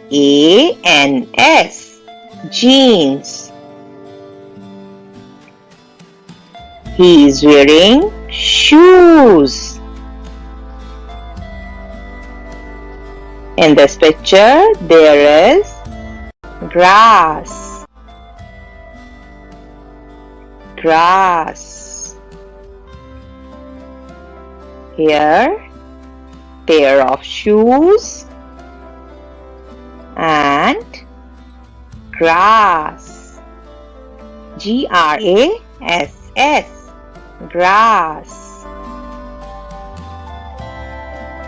In the next picture, there is an aeroplane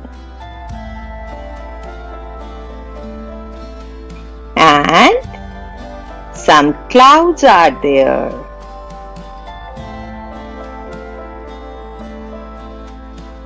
Aeroplane, A-E-R-O-P-L-A-N-E.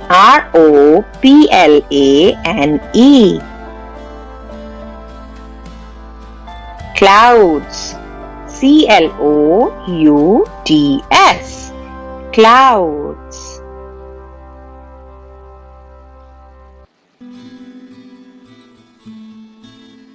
Let's repeat all the words.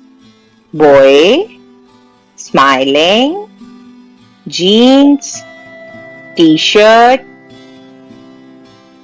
shoes, grass, aeroplane, clouds.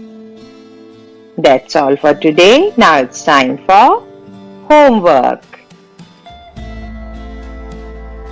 And your homework is, you have to write all the words in your notebook. Thank you. ਪਿਆਰੇ ਵਿਦਿਆਰਥੀਓ, ਅੱਜ ਅਸੀਂ ਵਿਸ਼ਾ ਵਾਤਾਵਰਣ ਸਿੱਖਿਆ ਜਮਾਤ 5ਵੀਂ ਪਾਠ 9 ਜੰਗਲ ਅਤੇ ਜੀਵਨ ਬਾਰੇ ਪੜਾਂਗੇ। ਅੱਜ ਅਸੀਂ ਇਸ ਪਾਠ ਦੇ ਵਿੱਚ ਜੰਗਲਾਂ ਦੀ ਕਟਾਈ ਦੇ ਨੁਕਸਾਨ ਬਾਰੇ ਗੱਲਬਾਤ ਕਰਾਂਗੇ ਕਿ ਕਿਸ ਤਰ੍ਹਾਂ ਜੰਗਲਾਂ ਦੀ ਵੱਧ ਕਟਾਈ ਹੋਣ ਦੇ ਕਾਰਨ ਸਾਨੂੰ ਕਿਹੜੇ-ਕਿਹੜੇ ਨੁਕਸਾਨ ਝੱਲਣੇ ਪੈਂਦੇ ਹਨ। ਜੰਗਲਾਂ ਦੀ ਕਟਾਈ ਦਾ ਸਭ ਤੋਂ ਵੱਡਾ ਨੁਕਸਾਨ ਇਹ ਹੈ ਕਿ ਕਟਾਈ ਕਾਰਨ ਜੰਗਲੀ ਜੀਵਾਂ ਦੇ ਨਿਵਾਸ ਸਥਾਨ ਖਤਮ ਹੋ ਰਹੇ ਹਨ, ਜੋ ਕਿ ਤੁਹਾਨੂੰ ਹੇਠ ਲਿਖੀ ਤਸਵੀਰ ਤੋਂ ਸਾਫ਼ ਦਿਖਾਈ ਦੇ ਰਿਹਾ ਹੈ ਕਿ ਲੰਮੇ ਸਮੇਂ ਤੋਂ ਜੰਗਲਾਂ ਵਿੱਚ ਰਹਿਣ ਵਾਲੇ ਜੀਵ ਜੰਗਲਾਂ ਦੀ ਕਟਾਈ ਦੇ ਕਾਰਨ ਬੇਘਰ ਹੋ ਜਾਂਦੇ ਹਨ। ਦੂਸਰਾ ਨੁਕਸਾਨ ਹੈ ਧਰਤੀ ਦੇ ਲਗਭਗ 70% ਜੀਵ ਜੰਤੂ ਅਤੇ ਪੌਦੇ ਜੰਗਲਾਂ ਵਿੱਚ ਹੀ ਵੱਧਦੇ ਫੁੱਲਦੇ ਹਨ। ਜੰਗਲਾਂ ਦੀ ਕਟਾਈ ਕਾਰਨ ਜੀਵ ਜੰਤੂ ਅਤੇ ਪੌਦਿਆਂ ਦੀਆਂ ਕਈ ਜਾਤੀਆਂ ਖਤਮ ਹੋ ਗਈਆਂ ਹਨ ਜਾਂ ਖਤਮ ਹੋਣ ਕਿਨਾਰੇ ਹਨ, ਕਿਉਂਕਿ ਜੇਕਰ ਜੰਗਲ ਨਸ਼ਟ ਹੋ ਜਾਂਦੇ ਹਨ ਤਾਂ ਉਹਨਾਂ ਦਾ ਕਿਤੇ ਨਾ ਕਿਤੇ ਪ੍ਰਭਾਵ ਉਸ ਵਿੱਚ ਰਹਿਣ ਵਾਲੇ ਜੀਵ ਜੰਤੂਆਂ ਅਤੇ ਪੌਦਿਆਂ ਉੱਤੇ ਜ਼ਰੂਰ ਪੈਂਦਾ ਹੈ। ਜੰਗਲਾਂ ਦੀ ਕਟਾਈ ਦਾ ਤੀਸਰਾ ਨੁਕਸਾਨ ਹੈ ਕਿ ਜੰਗਲਾਂ ਦੀ ਕਟਾਈ ਕਾਰਨ ਉਸ ਸਥਾਨ ਦੇ ਤਾਪਮਾਨ ਵਿੱਚ ਵੀ ਤਬਦੀਲੀ ਆ ਜਾਂਦੀ ਹੈ, ਜੋ ਉੱਥੋਂ ਦੇ ਪੌਦਿਆਂ ਅਤੇ ਜੀਵਾਂ ਲਈ ਬਹੁਤ ਹਾਨੀਕਾਰਕ ਸਾਬਤ ਹੁੰਦੀ ਹੈ।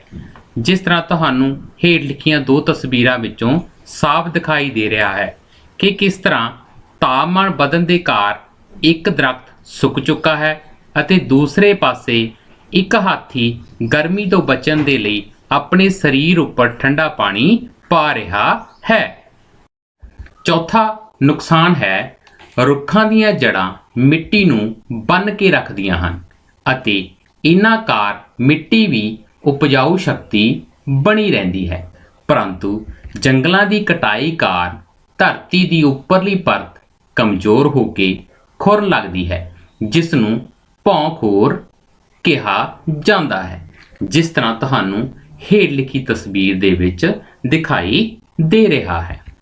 ਪੰਜਵਾਂ ਨੁਕਸਾਨ ਹੈ ਜੰਗਲਾਂ ਦੀ ਕਟਾਈ ਕਾਰਨ ਆਦੀਵਾਸੀ ਲੋਕਾਂ ਦਾ ਜੀਵਨ ਮੁਸ਼ਕਲ ਵਿੱਚ ਪੈ ਜਾਂਦਾ ਹੈ।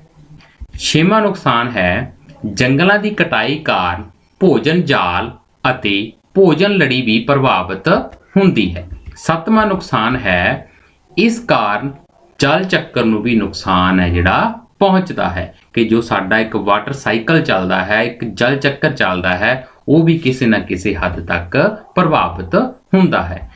ਇਸ ਲਈ ਲੋਕਾਂ ਨੂੰ ਜੰਗਲਾਂ ਦੀ ਸੁਰੱਖਿਆ ਪ੍ਰਤੀ ਜਾਗਰੂਕ ਕਰਨ ਲਈ ਹਰ ਸਾਲ ਵਣ ਮਹਾ ਉਤਸਵ ਮਨਾਇਆ ਜਾਂਦਾ ਹੈ।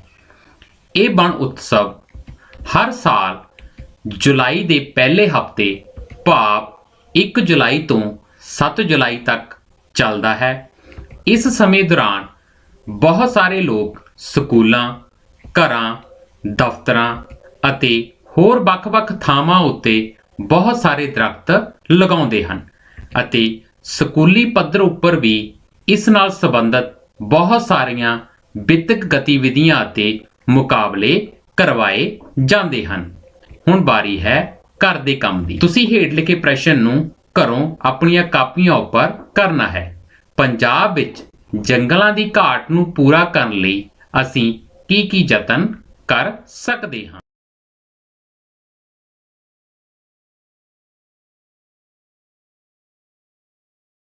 ਸਤਿਕਾਰਯੋਗ ਅਧਿਆਪਕ ਸਾਹਿਬਾਨ ਅਤੇ ਪਿਆਰੇ ਵਿਦਿਆਰਥੀਓ, ਸਾਰਿਆਂ ਨੂੰ ਪਿਆਰ ਭਰੀ ਸਤਿ ਸ੍ਰੀ ਅਕਾਲ। ਹਾਂ ਬੇਟਾ, ਜਿਵੇਂ ਤੁਹਾਨੂੰ ਪਤਾ ਹੀ ਆ ਵੀ ਆਪਾਂ ਹੁਣ ਪੰਜਾਬੀ ਦੀ ਲਿਖਾਈ ਦੇ ਬਾਰੇ ਰੋਜ਼ਾਨਾ ਗੱਲਬਾਤ ਕਰਦੇ ਪਏ ਆ ਤੇ ਆਪਾਂ ਜਿਹੜਾ ਹੈਗਾ ਆ ਦੂਜੇ ਸੈੱਟ ਦੇ ਤੀਜੇ ਅੱਖਰ ਤੇ ਅੱਜ ਪਹੁੰਚ ਗਏ ਆ ਬੇਟਾ। ਹੁਣ ਦੂਜੇ ਸੈੱਟ ਦਾ ਤੀਜਾ ਅੱਖਰ ਜਿਹੜਾ ਕਿਹੜਾ ਹੈਗਾ ਅੱਖਰ ਢੱਡਾ। ਤਾਂ ਢੱਡਾ ਅੱਖਰ ਦੀ ਬਣਤਰ ਬੱਚੇ ਤੁਸੀਂ ਧਿਆਨ ਦੇ ਨਾਲ ਦੇਖੋ, ਅਸੀਂ ਕਿਸ ਤਰ੍ਹਾਂ ਬਣਾਣੀ ਆ, ਇਹਦੇ ਕਿਹੜੇ ਸਟੈਪ ਅਸੀਂ ਫੋਲੋ ਕਰਾਂਗੇ ਢੱਡਾ ਅੱਖਰ ਦੀ ਬਣਤਰ ਬਣਾਉਂਦੇ ਹੋਏ। ਇਹ ਬੇਟਾ ਦੂਜੇ ਸੈੱਟ ਦਾ ਤੀਜਾ 3 ਨੰਬਰ ਅੱਖਰ ਹੈਗਾ ਆ ਅੱਖਰ ਢੱਡਾ। ਸਭ ਤੋਂ ਪਹਿਲਾਂ ਬੇਟਾ ਉਸੇ ਤਰ੍ਹਾਂ ਹੀ ਜਿਵੇਂ ਜਿੰਨੀ ਅੱਖਰ ਦੀ ਅਸੀਂ ਚੌੜਾਈ ਲੈਣੀ ਆ ਅੰਦਾਜ਼ੇ ਦੇ ਨਾਲ ਅਸੀਂ ਉੱਪਰਲੀ ਰੇਖਾ ਦੇ ਪੈਰਲਲ ਜਿਹੜੀ ਰੇਖਾ ਆ ਉਹ ਲਾ ਲਵਾਂਗੇ। ਉਹਦੇ ਤੋਂ ਬਾਅਦ ਦੇ ਵਿੱਚ ਬੇਟਾ ਅੱਖਰ ਦੱਦਾ ਚੱਚਾ ਤੁਹਾਨੂੰ ਦੱਸਿਆ ਸੀ ਵੀ ਆਪਸ 'ਚ ਰਲਦੇ ਮਿਲਦੇ, ਪਰ ਇਹਦੇ 'ਚ ਥੋੜੀ ਜਿਹੀ ਚੇਂਜ ਆ। ਉਹ ਚੇਂਜ ਕੀ ਹੈਗੀ ਹੈ ਬੇਟਾ, ਉੱਪਰੋਂ ਅਸੀਂ ਇੱਥੋਂ 90 ਡਿਗਰੀ ਦੇ ਉੱਤੇ ਰੇਖਾ ਲੈ ਕੇ ਥੱਲੇ ਆਵਾਂਗੇ, ਪਰ ਪਹਿਲੇ ਅੱਖਰਾਂ ਦੇ ਵਿੱਚ ਅਸੀਂ ਅੱਧ ਤੱਕ ਆ ਜਾਂਦੇ ਸੀ, ਇਹਦੇ ਵਿੱਚ ਅੱਧ ਤੱਕ ਨਹੀਂ ਆਉਣਾ ਬੇਟਾ। ਅੱਧ ਤੋਂ ਮਾਮੂਲੀ ਜਿਹਾ ਉੱਪਰ ਲਗਭਗ 40% ਤੇ ਆਵਾਂਗੇ। ਇਹਦੇ ਤੋਂ ਬਾਅਦ ਦੇ ਵਿੱਚ ਅਸੀਂ ਉੱਪਰਲੀ ਰੇਖਾ ਦੇ ਪੈਰਲਲ ਆਪਣਾ ਖੱਬੇ ਹੱਥ ਚੱਲਾਂਗੇ ਜਿੰਨੀ ਅਸੀਂ ਅੱਖਰ ਦੀ ਚੌੜਾਈ ਬਣਾਉਣੀ ਆ। ਉਹਦੇ ਤੋਂ ਬਾਅਦ ਦੇ ਵਿੱਚ ਇਸ ਬਿੰਦੂ ਤੇ ਉਸੇ ਤਰ੍ਹਾਂ ਹੀ ਦੱਦੇ ਚੱਚੇ ਵਾਂਗੂ ਹੀ ਅੱਖ ਨਾ ਬਣਾਉਂਦੇ ਹੋਏ ਅਸੀਂ ਥੱਲੇ ਆਵਾਂਗੇ ਬੇਟਾ। ਥੱਲੇ ਆ ਕੇ ਤੇ ਅਸੀਂ ਇੱਥੇ ਵੱਡੀ ਅੱਖ ਬਣਦੀ ਹੈ, ਇਹਨੂੰ ਬੰਦ ਵੀ ਇੱਥੇ ਆ ਕੇ ਕਰਨਾ ਆ।